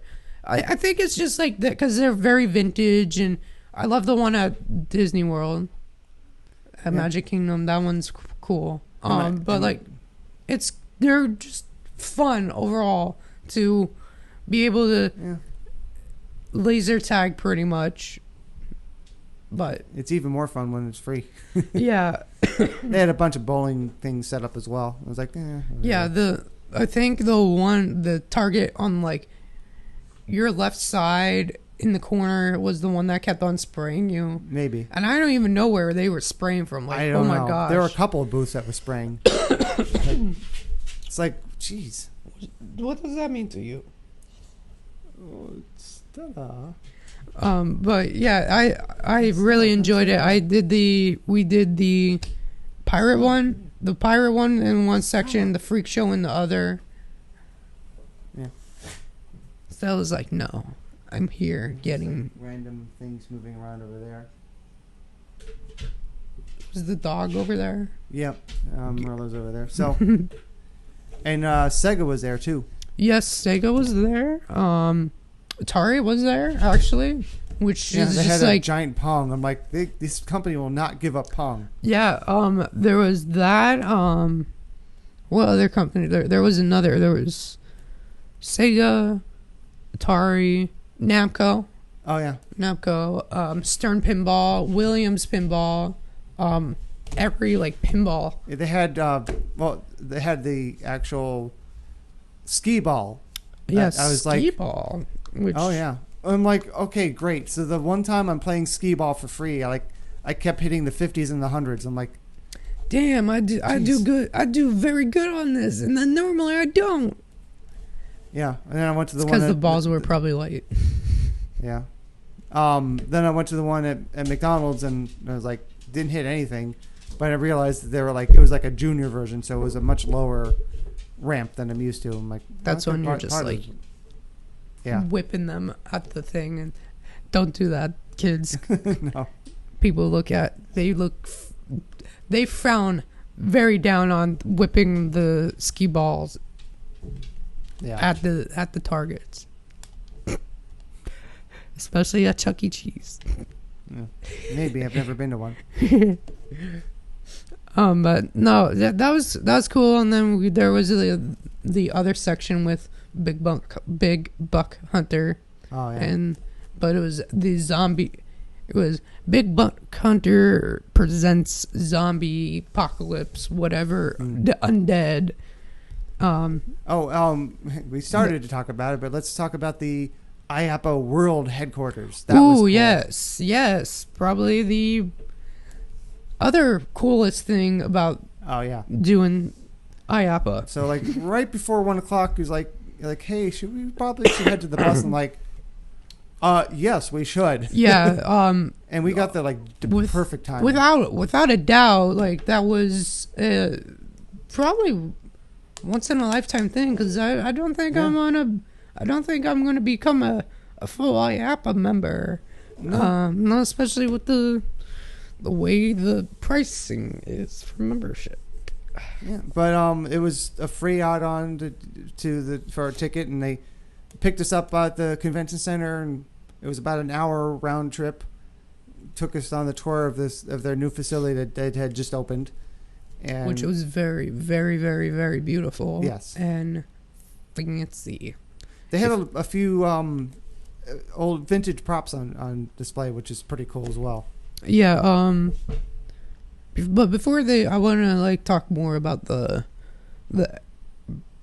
some of the rooms in there. Like they have a lot of meeting rooms for members to actually have meetings in, and there's a section where you can see all the members around the country and world, which was very interesting for me to see some local PA theme park places on there, and some non-actual theme park. Like there's a company called Heisler's Dairy Farm, and they have a dairy farm, but they also have ice cream.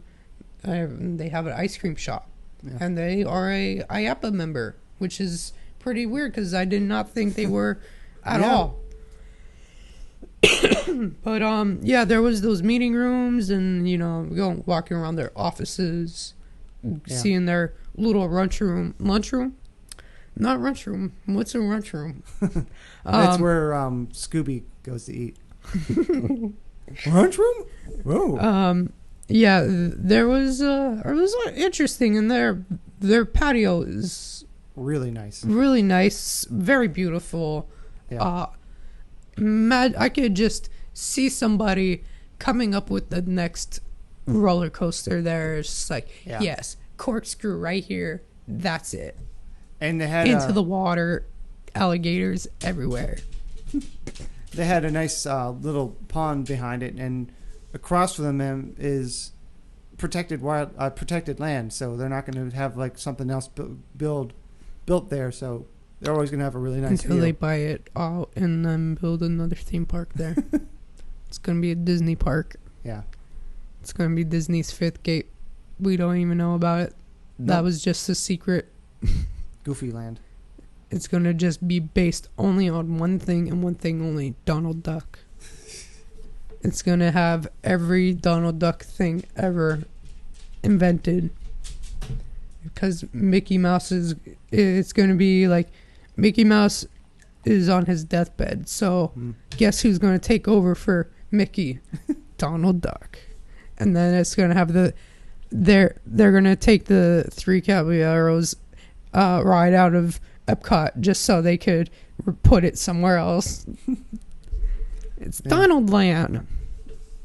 And then you're just going to have a guy in a Donald Duck costume just get angry all the time, screaming at people. And they even have a nap room. They took one of the massage chairs from one of the vendors. Well, they take it. They bought it. But, I mean, that's probably where they saw it. And it's a little room where you can book some time and just relax for a little bit. Take a nap. Yeah. And I believe cool. every business and office should have a nap room. Yes. Especially with a nice chair like that. Especially with a nice reclinable chair like that. That can was a massaging chair too. Yeah. Yeah. We saw them on the show floor. Yeah, but I was not paying attention to people getting businessmen getting massages. Here I am walking around as my entertainment company. Yeah. But yeah, that was interesting. And then in their offices, they have what they have in theme park props. They had one of the original Mary Blair, It's a Small World dolls from the 1964 World Fair.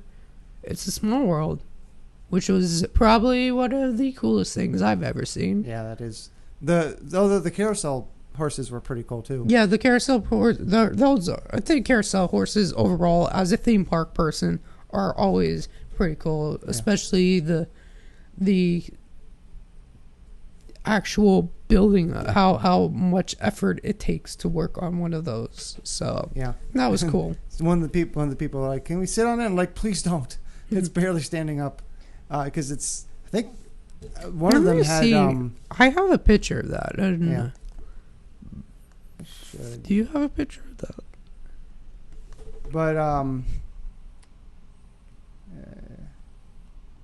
But yeah, so they. I guess I can't show pictures.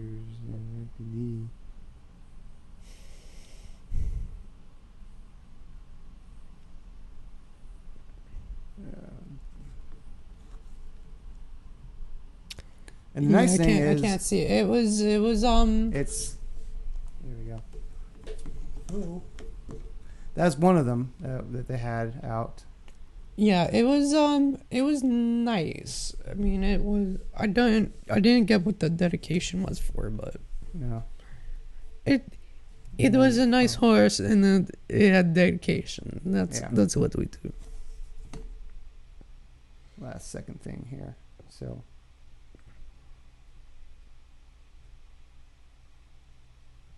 then that's the that was a plaque for that. And luckily, unlike unlike at the show floor, we were able to. I asked specifically, "You sure we're allowed to take pictures?" Like, yes, you can. Like, okay, because we're going to. Yeah, because I ended up not taking that many pictures though, because I didn't take many pictures either. I was just enjoying my time and drinking and having some really. I was just like, ooh, San Pellegrino, yeah, we live in the fancy life now, walking around as my entertainment company. Yep. Booking the room for the next meeting. Yeah, we're gonna have our next meeting. Going to be there December 24th. We're going to dress up like Santa, and then we're going to SantaCon. Oh yeah. KringleCon. But then they had that little room where you can go in and there's like a pantry, which was pretty cool. Yes, and we also saw their broadcasting room, which when we walked in and we were like, oh hey, yeah, we see this, we know this. Yeah, it's a green screen and a decent camera. It was decent. It was a really Blackmagic. It was a decent setup, actually. I mean, with a pretty decent teleprompter too.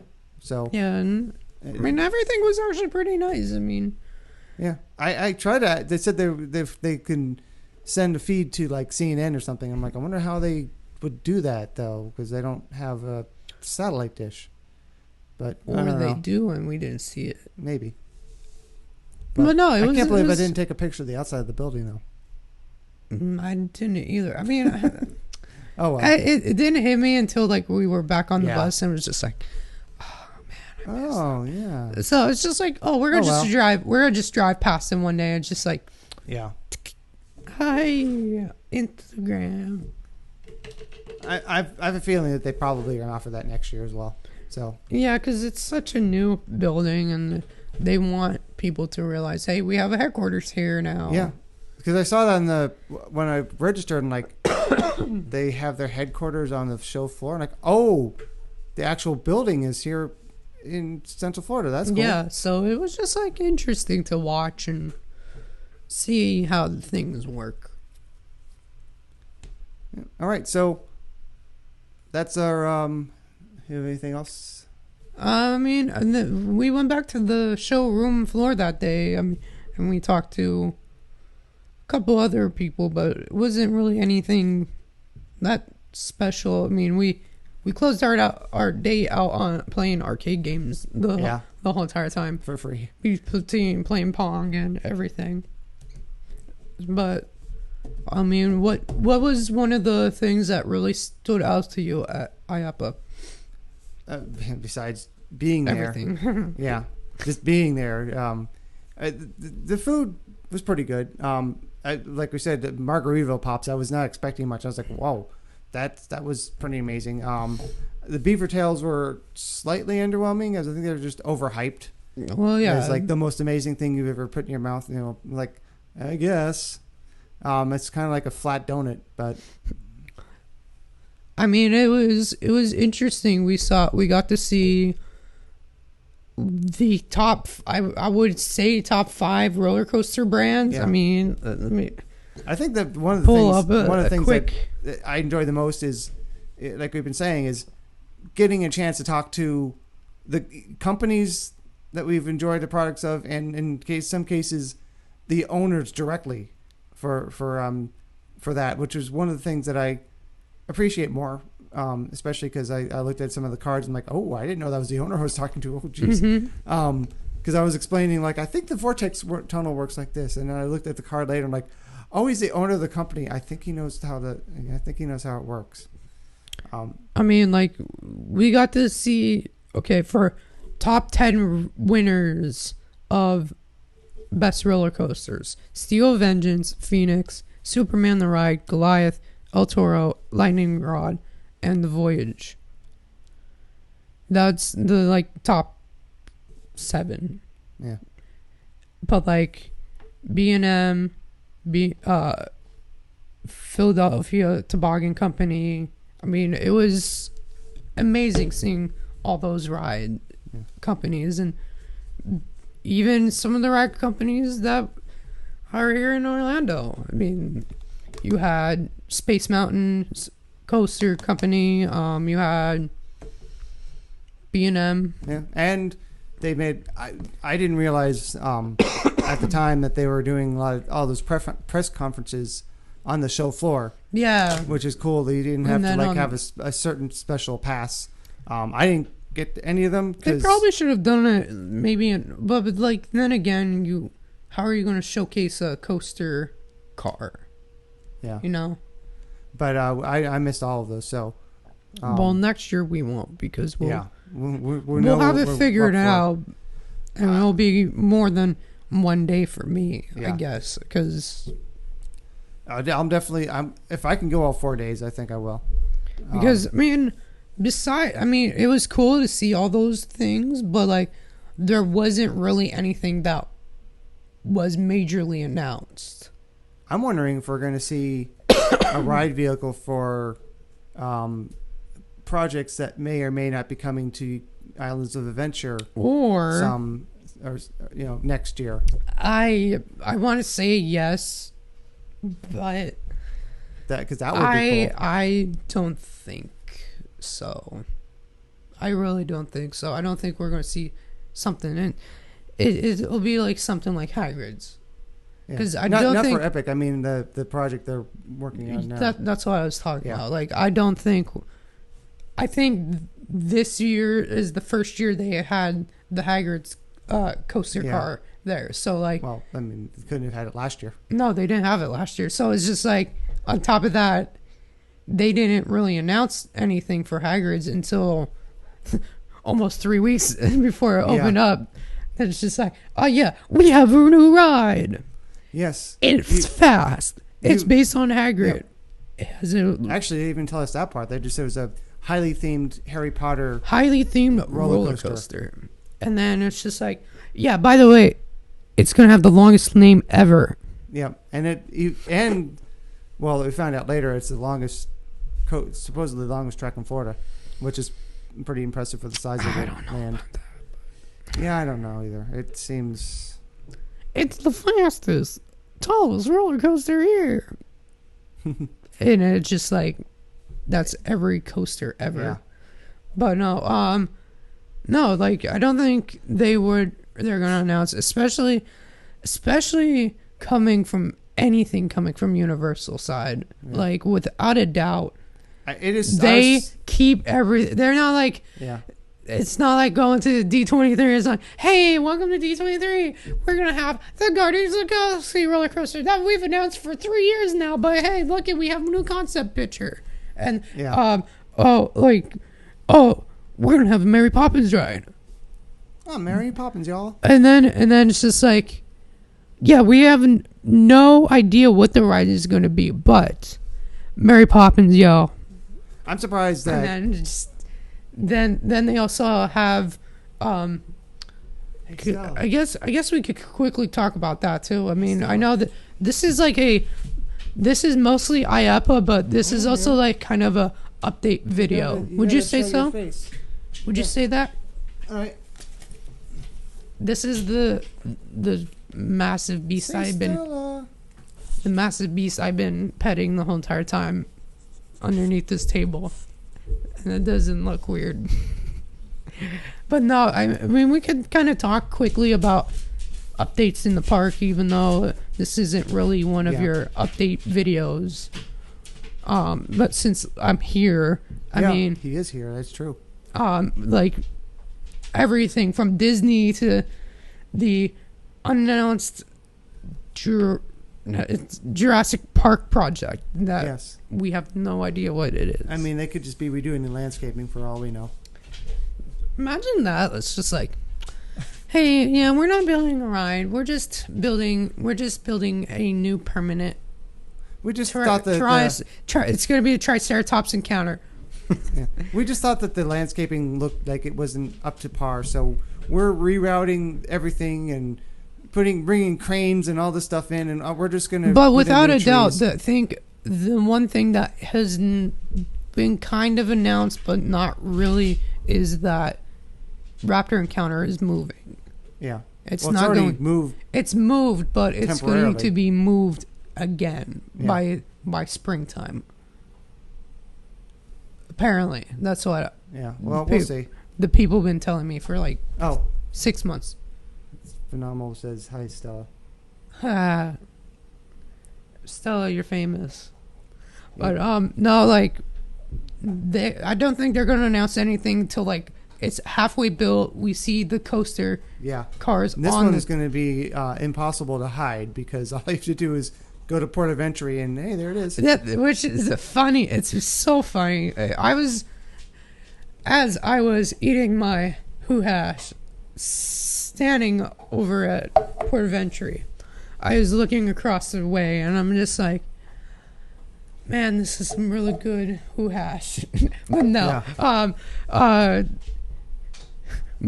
today's show has been sponsored by Hoo Hash. Letter who? Whoville's Hoo Hash contains natural, 100% natural who beef. 0% hash. 0% hash, but all beef. But no, you can't hide that coaster. No matter what you do, what you say, they're gonna watch. They put big barricades up. Nothing to see here. Fence panels along the river. Well, they did have. They're gonna have drones. Walls. 3 broomsticks. In the no, they don't have them there now. That was ridiculous because like they don't have them there. You go to the back of 3 broomsticks because it's got a nice view, and they're like, nope, walls right in your face. And I guess they're like, oh, or maybe not. But no, there hasn't really been much updates for Universal at all. Like, not really. I mean, it's the off season. It's the off season, so I mean, the store is closed for what will be the Stuntacular, and Stuntacular, Born that's going to open eventually. And if it's not called Born Stortacular, I'm going to be mad. Please make that a thing. Universal, please do it. I will be happy. It would just make the ridiculousness of Jason Bourne hilarious. It would just make me happier as a ridiculous request. Yeah, I mean, Jason Bourne Stortacular. They do have SpongeBob store pants. I swear that's what they're. Some person in creative is going to be like, yeah, well, let's name it Jason Bourne Stuntacular. But on top of that, let's make it Stortacular. Just or maybe they are like, let's call it the Stortacular. We should call the ride Stuntacular. Sure. They named the store before they named the ride. They're like, oh man, that's a great idea. Thanks, Bill. Yeah, it's gonna. I'm sure it's gonna be open. The store. I'm guessing it's gonna be open for the Christmas shopping season. I don't know. I don't think so. Because have you been down Hollywood recently? Yeah. You see that they pretty much blasted the wall out where it was the glass display. No, I haven't seen it. Yeah, they have it torn up, Wow. like how Today Cafe used to look when they were doing it. They tore it up, like Wow. really. So Just you got a because chance. that's when they built the gear shop for Fast and Furious, they had that open for the Christmas season. Yeah, before. which is weird that it. I'm really surprised they had it open for HHN. Now that I'm thinking about it, Yeah. like I'm surprised that they had it. They didn't like, yeah, we're gonna just have the tribute store. That's it. yeah, Nothing else. I feel like there was more merchandise around this year than there has been in the past. Well, that's why we have the garage sale had a whole bunch of Killer Clown shirts Yeah, and shirts that you didn't want to buy and Blinky cups. and Blinky cups. Well, actually, I did want to buy one of those, but more than I expected. I did want to try to buy more than just the Killer Clowns, but that's all they had left. They didn't have anything else. But oh well. I like these Blinky cups because you could take the thing Oh out. yeah, they're a lot nicer. They're like than the ones in past. the ones that I have from last year. Maybe the 27 ones. I think the 27 ones had the little puck light thing. Yeah. But no, nothing really spectacular happening at Universal. I mean, Nope. they have the Christmas sea shows going on. They have Yeah. the parade, of course. And that strange bungee. I have not seen it. I haven't seen it yet. It comes out. It's a trampoline. It's It's a trampoline. That has two unicycles one on each side, and that's how they bring it out. They ride the unicycles out to the middle where they do the sea show. Like I what? hope to see Huh? that eventually in the I Superstar don't- Parade. I don't. Why unicycles? Why? I don't. Like none Well, of that makes sense. As I been watching the glorious of Disney Plus, I was watching a old version of the Christmas Parade, and they had a Peter Pan float that it was a trampoline that was a huge trampoline, but it was a bed, Oh, and the kids were jumping on the bed, but it was a trampoline.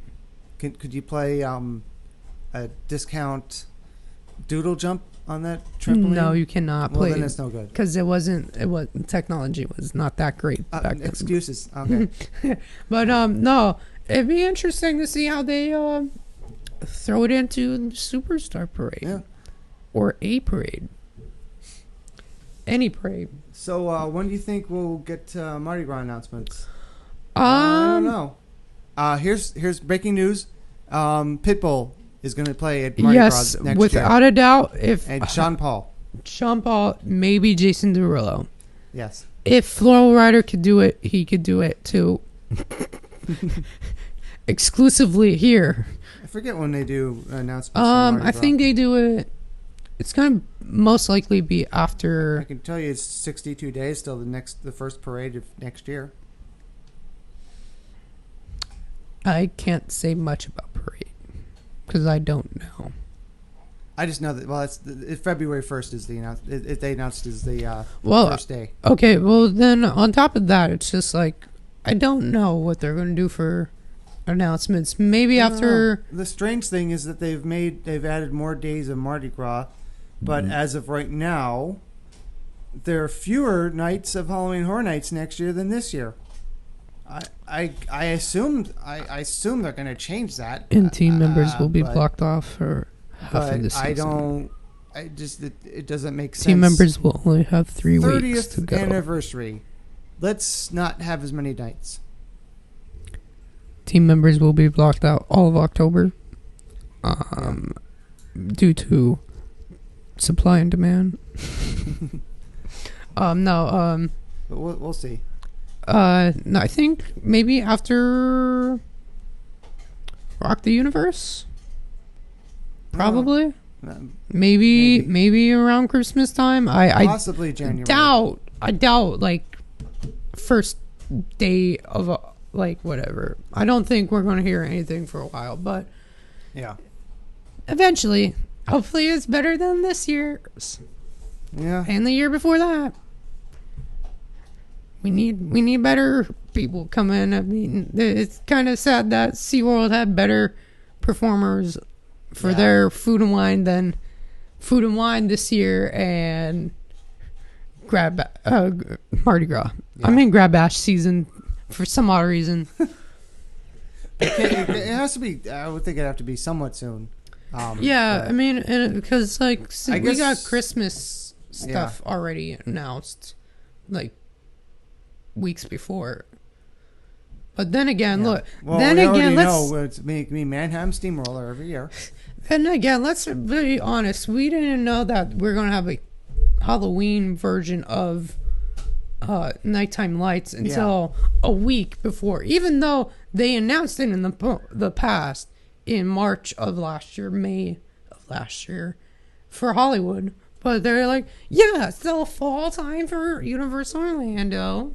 I just hope that we see that the dark arts return as soon as It Christmas should. is, including the scare zone, which I call it. It's not technically a scare zone, but it's got the It's elements. a show. Don't say that loud. JK will see us. Hey, Stella. But no, yeah, maybe eventually we'll get there. Stella. You could go get her if you want. No, she's back out finally. No, I think I definitely mean, like, without the a Death doubt. Eaters.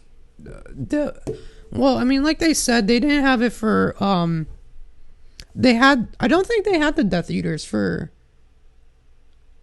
Hollywood. I think that was no. exclusively for us. That's cool. So They had drones. We had Death Eaters. I'll take the Death Eaters. to be honest, I mean, the drones were only there for like a few seconds. yeah, and they were as good as the drones for holiday lights at Disney Springs. Which, Because they oh made my like God, please bring that back. A giant like Giant reindeer or dove. something, and that was it. Well, yeah, but then again, I don't think we still have the full clearance to have something permanent. Yeah. But hey, let's segue into another quick drone-related project. Disney with X-Wing fighter drones. Oh, I saw something about that. Yes, for their media preview night coming up on December the 4th. That really segued into a beautiful December the 4th be with you. The December the 4th be with you media night for Rise of the Resistance, their second ride in. Ooh. But we opened first before Hollywood Nice. because they got the ride first. They got the whole entire land first, as you As I remember, as you know. But yeah, and yet I still haven't been to the one here. eventually. Other side of the country did that one.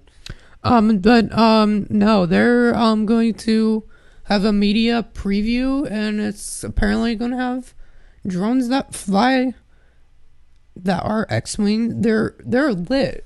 They're lit. Did you see the pictures? I just saw a thumbnail. Oh, they're the size of SUVs. In the I thought it's the USBs. USVs, yes, they are that big. They're going to be viewed from the ground and with binoculars. No, they're going to be they're as big as SUVs. They have markings in the cast member parking for Hollywood Studios for these drones to land in certain places, but they also have this area blocked off with a temporary tent to put them in. Huh. Wow. Which is great. That's pretty cool. But too bad that they are only gonna have it for one thing and one thing only. Yeah. Eventually For now. it would for now. Hi, I mean, Stella. it would be nice for them to have a X-wing flyby because you have the sounds of X-wings flying by all the time. It would be very cool to see. Well, especially the first time I went through, there was cast members, citizens of Batu, who were reacting to the sound effects of the TIE fighters flying by, which would be very interesting to see if they would have something semi-permanent, that goes along with their cutting of things around the land, that it just entertainment in land. But no, it would just add to the random coolness of the atmosphere of Galaxy's Edge. Yeah. But, And then sometime in, I guess, January, we're planning on doing a Disney Day together. yes, I mean, At some point. I mean, you'll get to, hopefully, maybe the hype dies down. I mean, the wait times for Smuggler's Run hasn't been bad at all. No, which as you guys saw from my video in California, at least, I was in and out in like a half hour. I don't know what it's like over here. And the wait times here are waitable. You can, and they keep you entertained. They keep you entertained the whole entire time through the Disney Play app and everything, which is amazing. Yeah. That is better than like any interactive wand thing here, or the stuff at SeaWorld trivia. or the SeaWorld stuff. But yeah, the wait times haven't been that bad. Right now it's madness of Christmas everywhere in every single park. Every crevice. I just went recently to the ABC Disney Christmas special filmings. That was a wonderful night for me because I went the last year and I didn't see anything. But I went this year. I saw actually a lot of performers compared to previous years. I got to see Emma Bunting as Baby Spice perform. I got to see the Matthew Mason, whatever, the guy who plays Mr. Shoe on Glee. And then I saw. That's interesting. Say what? Oh, I was just looking at this. It says create highlight video. I'm like, I don't even know what that means. But no, it was interesting seeing that, and then I think the top thing about that being there, seeing all of the recordings and production, was being able to see Lindsey Sterling, YouTube violinist, great magic show, pretty much. But yeah, she performed around midnight. That's the reason why I was able to be at Magic Kingdom. 1 o'clock in the morning, walking around. All right. With lots of Christmas music playing and seeing it from a person who's been on a lot of different productions and seeing how our productions work compared to Disney's productions. Which 2 or 3 takes, done. We're done. Yep. Without a doubt. Not this is our 6th take. We're gonna do it again. All right. Well, but there was that, and there's Tron's coming along quickly. Yeah. The holiday overlays for some rides, for especially during Mickey's Very Merry. I went there recently. What else? Tron's coming along. That's really much I could say about Magic Kingdom right now. The front is still a mess. They're still doing construction and ticket transportation. Footbridge is coming along very nicely between Grand Floridian and the rest of the park. Epcot has opened one side of their parking. Their parking tram lane. It's open now. Yeah. You go through. The really nice thing You don't have to go through security 3 times. You can go from Magic Kingdom to Epcot without going through security again. I haven't seen. What's your fave stuff on Disney Plus, Bret? Mandalorian, Imagineer, yes.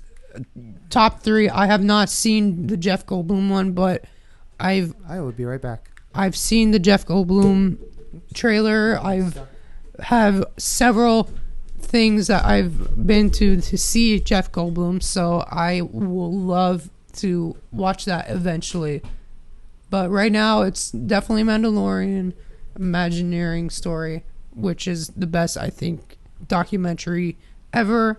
And I want to say the other thing that I really been enjoying watching on there is just really any Wonderful World of Disney show on there, which is great.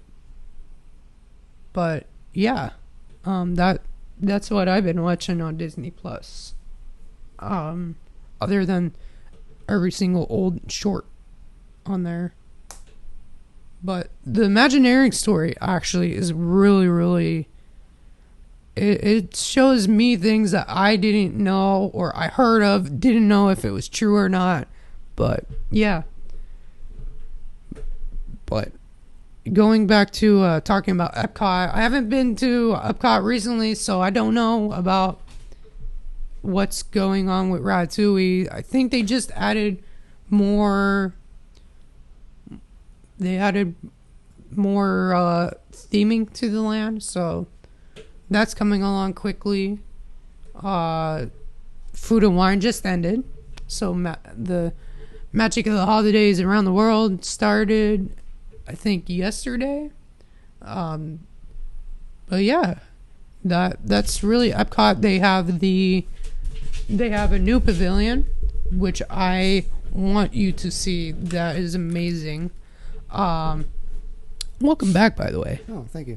It's the new what's going to go on in Disney and Epcot mostly. Cool. Well, kind of like they had for Toy Story Land. It's better than that. They have a model, and then they have projections, and they have projections around the model. Oh, wow. And it's just amazing 360 experience. It's like a 360 video, which is great. They showcased the Guardians coaster. They showcased Ratatouille. They have the Moana attraction that's coming soon. There's going to be a new festival pavilion that is currently going in place of Starbucks and Cool Club, RIP. Yeah. There's... Yeah, Club Cool is kind of cool, but it kind of worn out. I kind of got worn out on it. Eventually, same I'm going sodas, sticky floors, smelly area. And not as smelly as at the monorail, but that's another thing that's they've been slowly updating monorails. Not the exterior, but the interior they've been updating them. Monorail Silver was Monorail Black, I think, was the first one. Oh, I didn't know they actually started doing it. Monorail Green is the newest one to get new interior. Oh my gosh, those are so disgusting. It smells a lot better. That's good. But the seats are more comfortable. Like, that's good a too. lot more comfortable. That's not much of a challenge. But yeah, they've been slowly changing. I don't know. I haven't been on it. Monorail Yellow has been one that I've been mad at the most because it still has the Toy Story 4 clings on there since July, and they're very faded. Wow. And speaking of which, that reminds me of the Skyliner, which clings on the Skyliner, which was a vendor who was also at IAAPA. Yes, I made that terrible but funny joke. Bet you these ones don't crash. Yeah. That was another thing from IAAPA, which was like you need to leave our booth now. That was another thing that I was very interesting to see. But yeah, we got to see them. And what they make besides those. Yeah, they make they were the company behind Soarin', I believe. Yeah, I was like, wow, okay, I didn't know that. They had a giant inflatable, like full size version of the sky, the actual, or the capsule. The capsule for what? It was actual cabin. Cabin. Well, it had that, but I mean, they had like suspended from the ceiling. Oh yeah. Was an inflatable one, but it was like full size. It was like, that was interesting. Yeah, but I haven't been on the Skyliner, so like I know they have a new sign. I've been on there, but I haven't been on it since the crash. Oh yeah. I haven't been on there since Crash. But I was gonna go, and then I went the one time. It's like I'm finally gonna go, and then like, oh, it's still shut down. Great.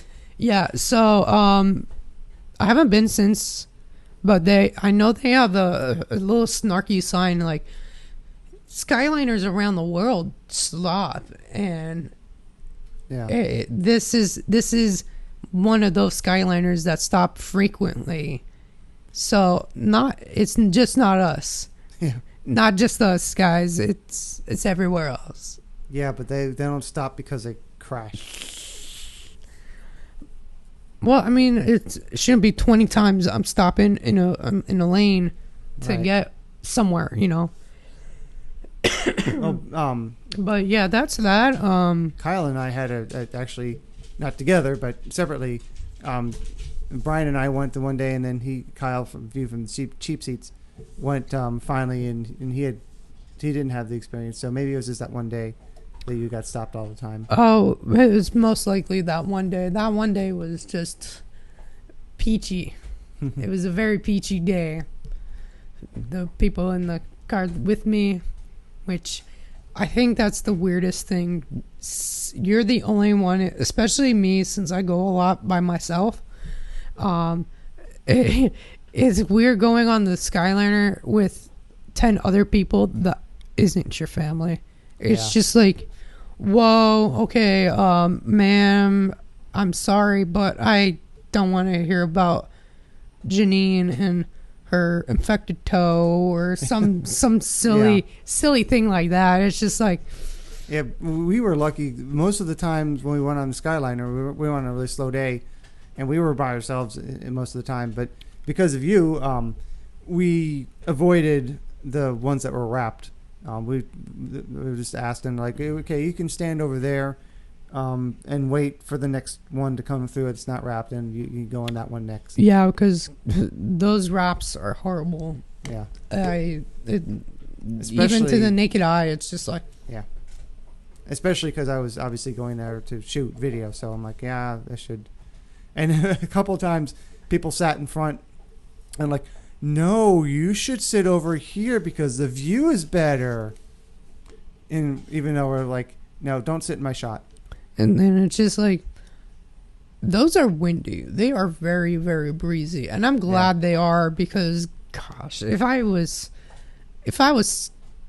not getting wind from everywhere, I would just not be happy. Yeah. I've when I got to sit in those areas with those terrible people that they did not give me a snack. They had snacks and they could have gave me a snack and they didn't give me a snack. Well, that's my gripe about those people. That is the only gripe I had. Other than that, they were nice-ish people. They weren't that terrible, but no, they were those. I'm a Disney Vacation Club people. Well, I have a feeling that when summer comes, it's that it's going to be a lot of days when it's not running because they're not going to want to have people suspended over a large metal cable when there's lightning anywhere close to the area, which is, well, they do shut it down for weather. Yeah. I mean, I've not experienced it shut down for anything else, but like I've experienced it's gonna it be shut down for lightning. It's like the ski. I was experiencing a shutdown for other rain, reasons. for just rain. I was just like, huh. What? Okay. But it's like the ski lift at Blizzard Beach. Yeah. If there's lightning within like 20 miles or something, like, I mean, that's every day. It's fine. It's not. But it's because it takes so long to cycle out the. It's also just lift. like a second. It's just a secondary option on top of the current stuff at Disney, and it's. Actually, I liked it a lot better than I thought I would. Yeah, especially since it's a little bit faster than taking the boat, which I don't understand how slow that boat is. It moved a lot faster than I expected. But man, when you come in at the station, it's like, whoa, okay, whoa. Please don't hit me. Please don't hit it into the thing, please. Don't hit me, bro. But yeah, I haven't been on there since. I'm gonna go probably soon ish. I mean, we're gonna figure out when I get to. Thanks, Stella. Thanks for coming up here and waiting to cough like that. I'm gonna probably wait till after the hype of Rise of the Resistance closes down, Right or here. yeah, not closes down. Opens up to eventually take pictures of. And that was Stella, everyone, with her cough. And now this one was scheduled.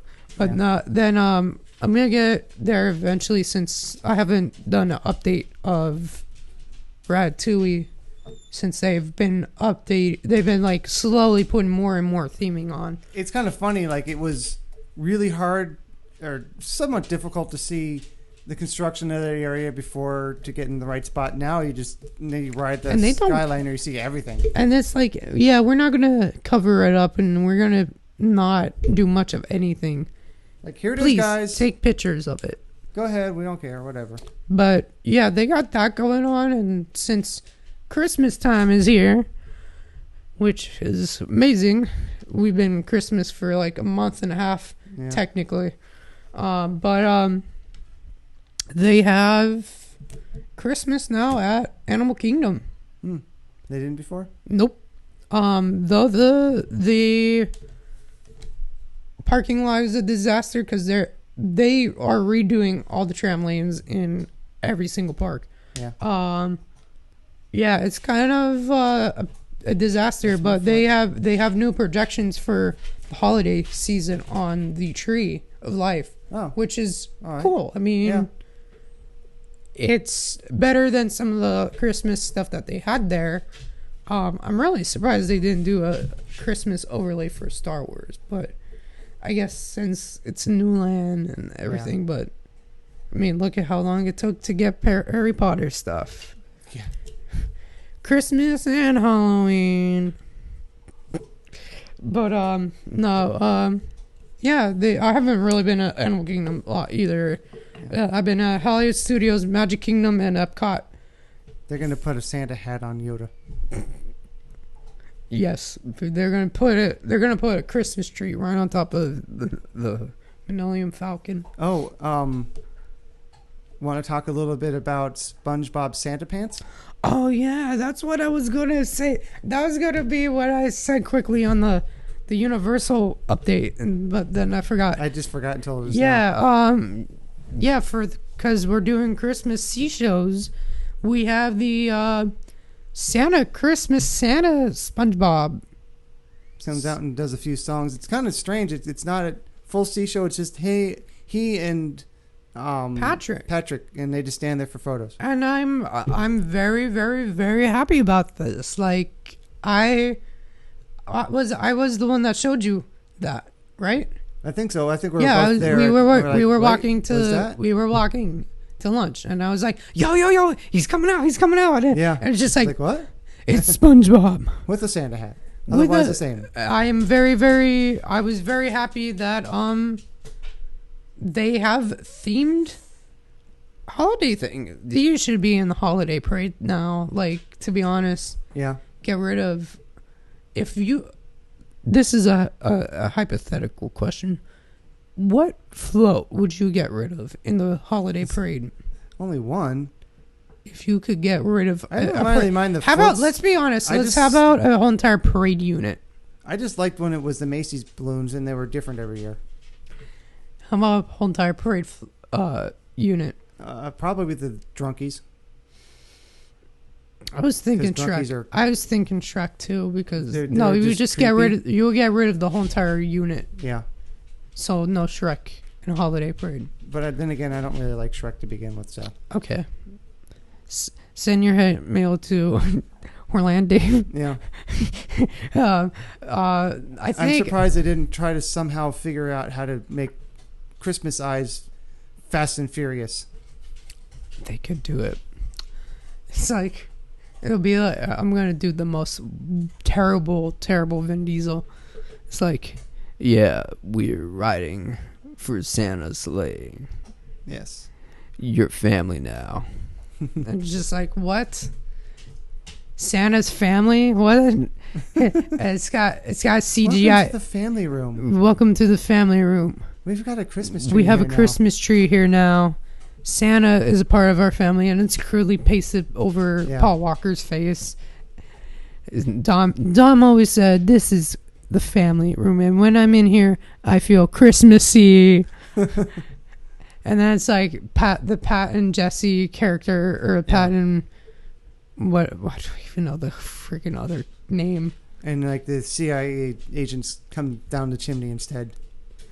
And it's just imagine instead of like the dance party, it's just Christmas party. It's just they're all wearing bad sweaters. They're wearing bad sweaters. You don't have the weird skinky girls just walking around. Yeah. It's just like, everybody get out. And they spray the and then soap foam. And then Tyrese Gibson's character is like, "This is what I'm talking about, the Christmas party." Hop on the party sleighs. Hop on the party. Universal, take notes. Take notes. We're gonna have race through New York with Jimmy Fallon Christmas edition and Fast and Furious Christmas edition. Although given how reliant they are on screens, it wouldn't be that hard. No, especially just the air that blows in your face in the ride. Just replace it with snow blowers. I can imagine. Could you imagine that on the Jimmy Fallon ride? It's just like, instead of whoa, pizza smell, it'd be like candy canes and it would be pine like trees.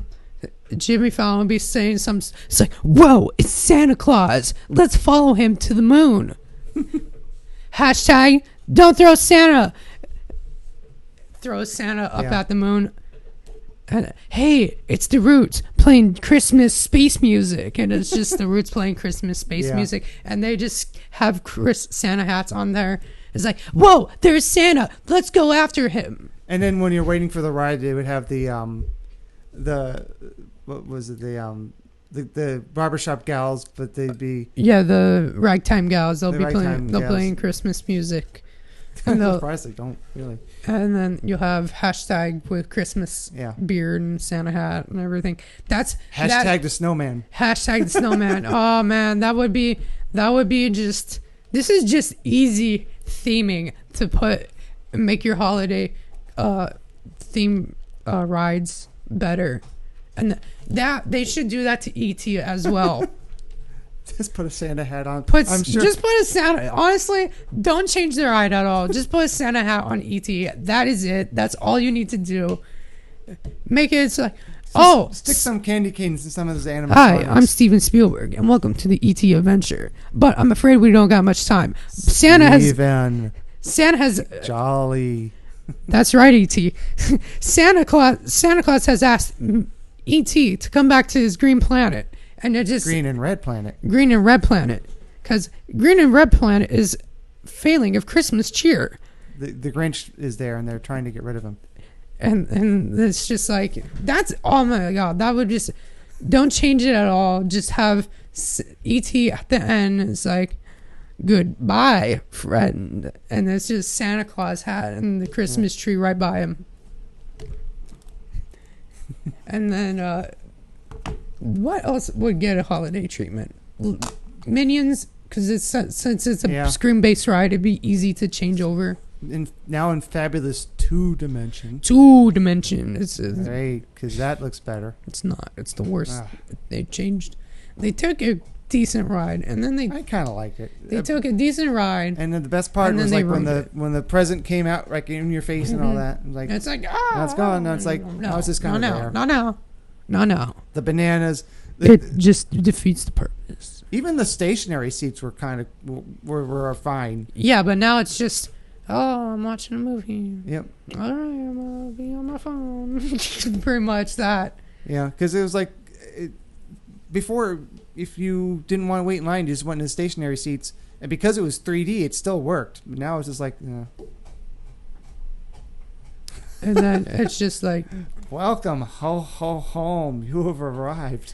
Welcome home. You've arrived. Don't even have to re-record it. It's just like sample. They could just cut cut it off, and it's like, whoa, this is legit. Just be like, wow, this really made me in the holiday spirit, guys. Yes. You guys did an amazing job. That's all that they need to do. Welcome home. Have some eggnog. You have saved the holidays. Come, join with us. And then it's like you get into the next room, it's rocking around the Christmas tree, full blast. Yeah. And it's just red and green strobes the whole entire time. And you're like, wow, this is great. And then you get to the next scene. Why do I smell candy canes? And it's like the next scene. Gingerbread man. Again, and then the last scene is just him saying goodbye in a Santa hat. Yep. But Minions would be a good one. What ride would be a good one to do that to in Islands? Oh. I don't think any ride. Spider-Man would be a little weird. Hi, Santa. Everything has to deal with Santa asking for help somehow, because that Instead is of the villains, it'd be just like the Grinch. It's like Santa needs our help. Yes. Every single, because that's every like single ride at our park at Universal is, hey, we need to save the planet. Mm-hmm. Please help us save our world. Oh no, we have to save something from somebody. Plot holes and storytelling. What would be the... Oh. Okay. Whatever that was. What was that? What would the Christmas overlay be for Jurassic Park River Adventure? Somebody set their clock to 8 p.m. instead of a.m. Well, that could be easily figured out. It could be an elf. But it depends on what type of overlay, what story we're going. If we're going with the OG original story overlay, actually Krampus and Yeti both come back. Yes, I would say that would be pretty cool to bring Krampus and Yeti back. But I don't know. I don't know. I wouldn't. I probably wouldn't care to see them, but if there was enough space, I would be. It would be interesting to see them set up a house, like Christmas house, like a Halloween Horror Nights house, but like all brightly lit and like a jolly house of elves and stuff like that. But the problem is they use as much space as they possibly can for the Horror Nights houses, and there's not enough time to break down one and set up the other. So they prioritize Halloween, which is the proper thing to do. Nah, man, they should get. Oh no, I'm kidding. But no, yeah, I think Spider-Man would be a good one. King Kong would be hilarious to do. Just put a gigantic Christmas hat on him. The biggest Santa hat ever attempted. And it's like, whoa, this time it'd be like similar to the Jingle Cruise. Have you been on the Jungle Cruise? No. I know about it. But... Elves that attack you. Yeah, that would work. That would work. But no, you haven't did Jungle Cruise? No. Oh, when we go, no, come on, we need to go before Christmas time. Like, I'm serious. You can experience Jingle Cruise. It's Jungle Cruise, but it's all Christmas overlay. Yeah. So that could be like, hi, I'm Jack, and we're going to be driving through the caves or whatever, but this is holiday spirit. Let's see how Kate is doing. Hey, Jack, just pull the truck right up here. We're looking for the biggest Christmas tree for the holiday celebration. And you're just looking for a Christmas tree for no apparent reason. Or they're just looking for Santa Claus. We're looking for Santa Claus. Do you think we can find him? Oh, hey, Santa Claus is just a legend. The natives have talked to us about a secret legend of Santa Claus. Santa Claus is fighting a Tyrannosaurus Rex. It's just a clearly CGI'd hat. They don't even animate it. It's just like static. It sits there and moves like this the whole entire time. Santa Claus is it fighting a dinosaur? What? And then like the animatronics like ho ho ho, And it's just Kong Kong Kong. Torigong, Torigong, and then it's just like, Yeah. no, Santa Claus, Yes. Santa Claus, Santa Claus. Ho, ho, Hurry ho, on. Feliz Navidad. ho, ho, ho. And that see, that would be a perfect overlay. Yeah. And then Jurassic Park would be an Charlie elf. Park. It would be just an elf, and the elf would be like, "Hi guys." I'm gonna do that a little bit higher. Hi guys, Santa's been lost for a while. And he let the dinosaurs out. Please help. Let's find Santa Claus before Christmas Day. And there's just like, you're driving around. Santa must be somewhere here. I don't know. And then you just see the two little copysaurus is fighting over a Santa hat. Yeah. Oh no, I guess Santa's died. Or for Oh no, they must have got Santa. And it's just like, at the end, it's just the T-Rex version of Santa. Yeah. Instead of pizza predatoria, instead of Yeah. the pizza slice, they'll have a Santa Hey hat. there. Hey there. Just put it right over the pizza. It'd just be like, oh no, it's Santa Claus. Wait, well, who is that? And it's just it's just T-Rex coming out. Yeah. Oh no, it's Santa. No, it's not Santa. And then at the end, it's like, Santa gets on the intercom. Oh, thank you guys. You have found me and you have saved Christmas Day. Ho, ho, ho. Happy holidays. Could you imagine a Christmas overlay for Hagrid's? That would be like, Yeah. oh, well, the reindeer have gotten out. We have to get these reindeer for Santa's sleigh. Like I said, that's the whole entire story is you saving something for Santa, just because that's everything there. That's every storyline in a theme park ride is we have to save Santa because he can't save himself. And you come back and they're all clapping. Like, They're- good job. Yay! Like, yay, I sat here and Forbidden did Journey. nothing. Could you imagine Forbidden Journey like that? That would be like, oh my god. Haven't seen a big red man on a sleigh, have you? You haven't seen some Christmas cheer. Hagrid! The Saint Nick! And you haven't seen some Christmas cheer, have you? And then it's just like, what? What is going on here? And then it's like Santa Claus is Where a have you fire-breathing been? dragon. Santa was here. Now, don't forget your presents. Unless you want Filch to get it. And it's like, Yeah. tuck your elbows. That's how it be. Yeah. So you wanna cut this off now? Yeah, I mean, maybe. It's good.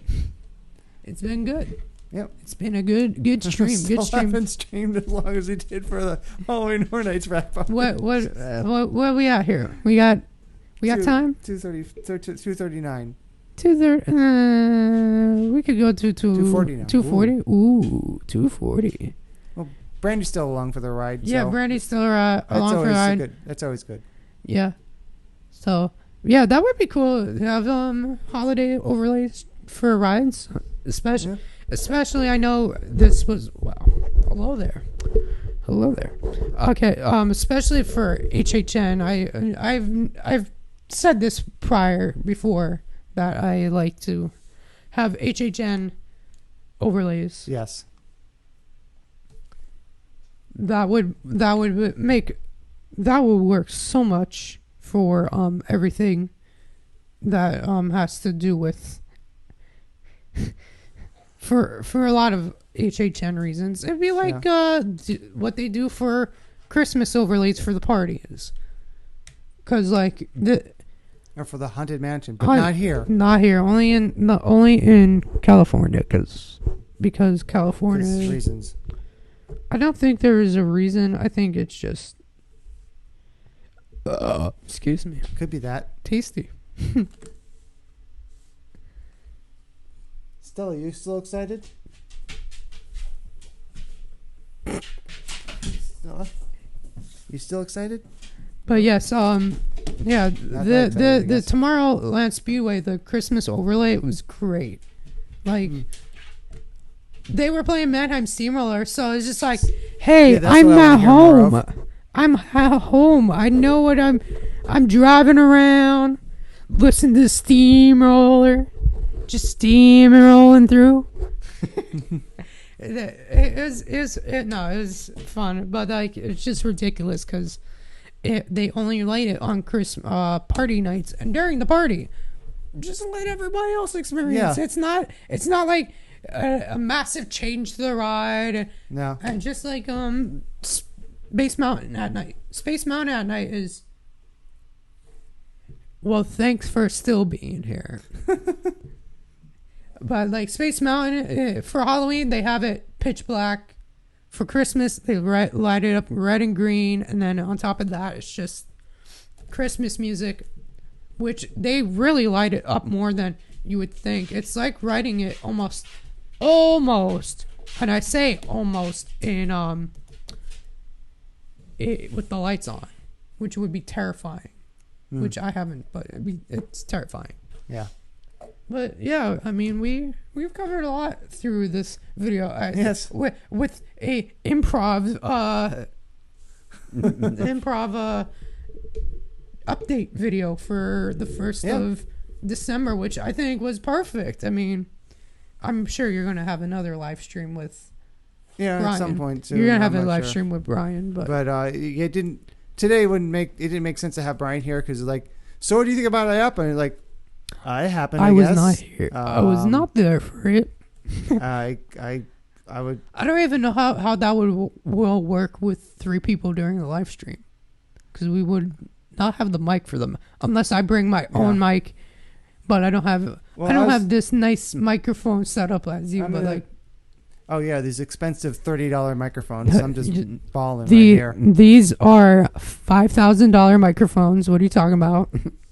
They are the same microphones that I just didn't want to show off. They were the same microphone. You know, they were the same microphones that killed John Lennon. You know that. Oh yes. I just probably use I was planning on using the Go wireless the Rode wireless Go for the third person. I mean, whenever I have the time to do it again, this was improv. And I do good at improv. Yeah. But yeah, I mean. Or you can get another who can and. Hello? And then just be like this the whole entire time and just hello. And we'll just attach a string in between. Yes, for another $10, for another 11 some cents. I at this point I don't even remember how much it charged me, but like $6,000. $6,000 for who can. No, it was more expensive than some of the roller coasters. It's cheap actually. I mean, to be honest, I was surprised how cheap it was. Yeah, because it's limited time only. We don't know. Possibly. It's a lot of money to be put into a place to have it only open up for a holiday. Yeah. But then again, look at the Monsters store. But or the tribute store. The tribute store, but like that's the tribute store. It's normally just around for. Yeah, I know, but they did put a lot of effort into it this year. It looked really cool. But then eventually I'll get back over here to do another live stream. It's pretty soon. It's going to be called the 2020 experience. The 2020 experience. This is going to be called the Orlando show. Just because schedules are changing and Brian might not always be able to make it. So and on top of that, you have also a brand new /co-host Hope here. So I was like, well, at this point, let's just is funny because like Dave and Brian, because it may be three of us, it may be because we've been working with each other for like 3 years now, right? Yeah. Without a doubt, and it's just like the last 2 years, you learned that I do productions and everything, Yeah. and audio production. Which I think I want to take this time to, since we have lots of time, to plug my projects that I've been working on. Yes, I just recently, other than taking photos and doing live streams, Right. I've been doing music projects for the last 4 years that I've been in Florida, but I just released another album, I can say. All right. Cool. Ooh, are you moving back to this channel or staying here? Or Well, the idea is going to be the show that's right now Dave and Brian Live is going to be called Orlando Dave Live, but then Rock Talk is going to be still on Roddy Paws. I kind of wanted to was possibly thinking about making just a Rock Talk channel and then like doing documentary styles on some of the things, but like, do I really need another channel? Not really. But yeah, I don't know about that. I have a YouTube channel too. I haven't posted anything in like years, but we're working on things. But yeah, I've been really mostly into music production with a lot of the stuff I've been doing. Like I said, I just released a 13-track album on Halloween, and it's been actually it's pretty decent if you want to check it out. It's br37.bandcamp.com. I might have another 3 or 4 songs coming out by the end of this month. Nice. I have so much time to make a whole bunch of music, and that's what I do. But yeah, my music is very soundtrack like. So cool. That's one thing I've been doing recently. Been writing, got a lot of writing going on, but eventually I'm gonna get back to doing production. Ooh, scary Stella. Think about going back into doing productions, and of course you'll be right there helping me on crew and whatnot. And then I don't want to pat myself too hard, but I feel like I've really come up with a pretty decent studio here with the lighting and this desk and all that. With this nice, lovely purple desk and the nice.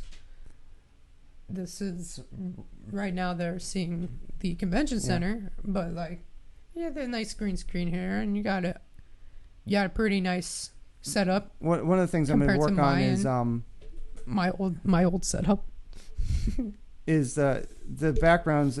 There can now be video. It was originally only photos, which was kind of lame, but yeah, she likes to do that. But now it could be video, so that's pretty cool. Perhaps I can eventually do a music video and show it here live on your show. Yeah. Well, they can always do video like you saw before, but it could be in the background. So I'm going to try to put together a nice background of different theme parks, and it's. And as you know, like, then I also will come eventually around to do this live stream more, and then do some of my filming for my projects that I've been trying to do, but I've been working on the music more because it's simple, not too many parts to move on. Yeah. Because like I said, this was a improv thing that I was like, oh hey, I'm not working right now. Do you want to do this? Let's do this, and we did it. Yep. So unfortunately, I don't really have any backgrounds. I did find when I was looking through all my old hard drives, video I shot of the globe at Universal for like 20 minutes or something like that as a background. But I don't have that on my drive. It's in the other room. I want to talk about one funny thing that I don't think I've mentioned to you yet. But when I was walking in to Universal recently, I was standing by. I walked past the globe, and people were hardcore chucking money at the globe.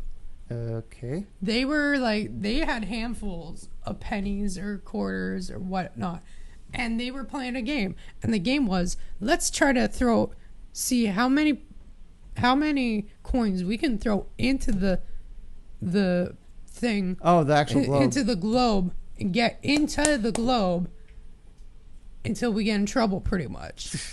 So okay. they're just like hardcore throwing money at the globe. I'm just like, please don't do this. Yeah. I have to say something. I didn't say something. I should have, but I didn't. Yeah. And that's when I was just like, I failed. But like, it was good. It was fine. I wasn't going to get involved with it. But like, I was walking in. I'm like, nah, man. What are you doing? What are you doing? Why are you doing this? Please don't do this. Don't make me have to do something about it. Can't do anything about it. But yeah, we got a lot. I got a lot of things coming up, and like, since it's the end of the year, which is funny because I don't think we're gonna be able to do a live stream again till next year. Yeah. So Probably. it'd be like, it's technically gonna. This is not really my first time on the show, but like first time here. But like, here, let's look at some American DJ stuff. Hey. Ooh. Whoa. We have lights in the background. And for how poorly lit this is relative, it does a really good clean. And it used to be like, if the lighting was 100% absolutely perfect, this is that cool. it was. This looks cool because it's just like, yeah. Whoa. It wouldn't work. So that's just technology. Whoa. So that's just something else I can play with. Right now we should put a POV of a roller coaster ride. Yeah. It's just like, whoa. Oh, we should do a motorbike. Yeah. And then I'll just put the chair up a little bit so it'll be like actual motorbike. Yeah. We're going to ride Hagrid's motorbike adventure right now, and it's just like, I almost just kicked her off. Wow, I would have felt so bad. Now let's move back to our house. Ooh, look at how fancy we are. We are fancy, super fancy here. Yeah, also, on top of that, I would have fun with this the whole entire time. That does not look like a pretty decent place. And here's the best one. Ooh, random stucco wall. So, yeah. So I haven't really had time to play around with the video background, but there's a lot of. Now you have time, and now there's a lot you of have ideas. Also another person to come and do things. Yep. So that, like, I don't know. I'm going to get to ooh. Oh, hey Chummo. Thank you. I mean, thank Dave more. This is like the Wonka boat ride. Well, I hope you've been watching up until now, but if not, of course, you can always watch it on demand later. Which is cool. Yes, and you can hear me talk and awkwardly talk about things. No, it was. I'll be back eventually. Don't know when, but we're gonna have. I think we're gonna have a big year, a big 2020, because we're gonna be working on different things. You're gonna rebrand your channel a little bit, work on it. Hey guys, so we have Brian and Brandy on the show. Here, let's have Brandy and Brian on the show. Oh, wait, that's confusing it. Oh boy. Oh no, and it's crash and burn time. It's a long file. The rainbow wheel is spinning. Oh jeez, that was a bad idea. Rainbow wheel. Oof. Okay, well, so much for that idea. Well, I mean, we tried. We could try you could try that another day. But yeah, I mean, this is going to be something I hope to do more often, and if it's here or doing the live chat again like we did the first time, we're gonna except better. I've since then used Skype, and that worked really well. Yeah, that probably will work better. But yeah, we're gonna definitely do that again. Wow, this is gonna be a big year for doing things in production. Hopefully by this time next year, I have successfully filmed a actual movie and not a sketch comedy show. Yeah, that is on YouTube, and I'm pretty sure I'm going to send over links and everything to you, so you can link that up into wherever. And again, we'll be ready this time for IAAPA. We'll know what we're getting into. I'm going to apply. IAAPA. I'm going to apply for the media pass. I just don't think I'm going to get it. You can apply for that, and and also for those three of you who are on my Patreon, thank you. I did actually 2 nights ago record an entire video by myself, which is my review of IAAPA. And then you said you were ready to come and do this. So I'm like, okay. Like I said, I was just like, hey, let's do this right now. I have time right now today. And I'm just like. So for those, there we go. I don't know why it's anamorphic, but. And you're in. How can you be in 2 places at once? He's a wizard.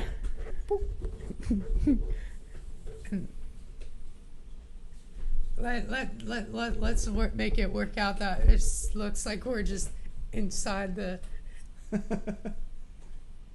Thanks, Dave from the past. So what I was saying is that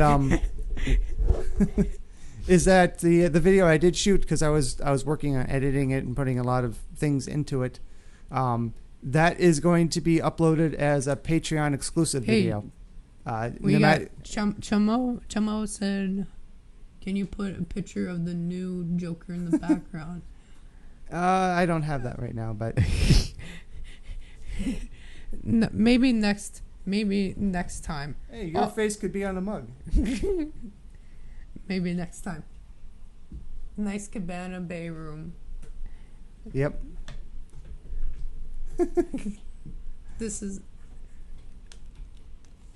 No, we've run out of things to say. Now we're just. Honestly, next time, Chimo, we're gonna have a picture of the Joker on there, just for you, just because you said so. But only. And I will force him to put. But only if you give me a super chat. Ooh. Ultimatum. But no, But yeah, we got a lot of different things that we could do, and we're gonna do this year. So yeah, I'll be done with that video pretty soon, and I'll put that up as well. So. And then you're eventually. I'm gonna have the Mardi Gras sign in the middle here. Mardi Gras sign on the beautiful arches. But then someday I'm gonna upgrade to more expensive microphones, but for now, it gets the job. It's a start. It gets the job. And actually, they're a lot for the price. They're way better than I expected them to be. Yeah, like I said, it gets the job done. It sounds good. And once you EQ them, they're fine. Sounds good. Especially with the proximity effect. I sound heavily. Sound what? I sound heavily. And then it just it sounds not. It just sounds good. I don't think I even can put my my mic's up that good. But then again, I like the low. It's the echo. That cup, yeah, I know. It's Froggy's Fog. We're on a mission. From God. It's the Blues Brothers.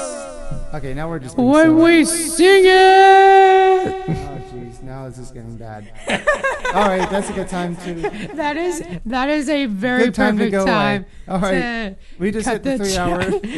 When we start talking about Sing It, that's. Yeah, so when you really bring out of- Sing It in any comment or any story, and you just, that is when you Time to get up. Bye. cut off the chat. So, But- thanks for the 3 people who are watching the whole time. Yes, thank you. I will be eventually back on here. Always thank whenever. you for Brandy. Thank you, wielding Brandy. There's 4 now. Whoa. Whoa. Wielding the wrench and being phenomenal, as Yes, always. thank you for viewing. And like I said, And come if you're see- watching this on demand, we like you too. Thank you. yes, thank you. Come see my things that I'm working on, I'm especially. not sure if that's a compliment or if that's sarcasm. Well, But I'll take it. No, it's compliment. It's compliment. I know. I'm just kidding. But like I said, I'm doing music. I released music recently on Bandcamp, br37.bandcamp.com. Easy to remember. Yep. My YouTube channel, I'm probably going to just link it somehow, send a link, because I don't have much on there. I'm going to do that eventually, soon. I'm going to reboot it. Vicious Smile Photography on Facebook if you're watching, to follow it on Facebook. Vicious Smile Art by Shy. That's another plug I gotta say. And then really any music projects, I really super link everything to other pages that I follow, that I work on. So And everyone got to see my big ass. yes. And the Who Hash. So, all right. So thanks again, everyone, for watching. Thanks. I'm not sure exactly when the new. Mr. Toad. I like your wild ride, by the way.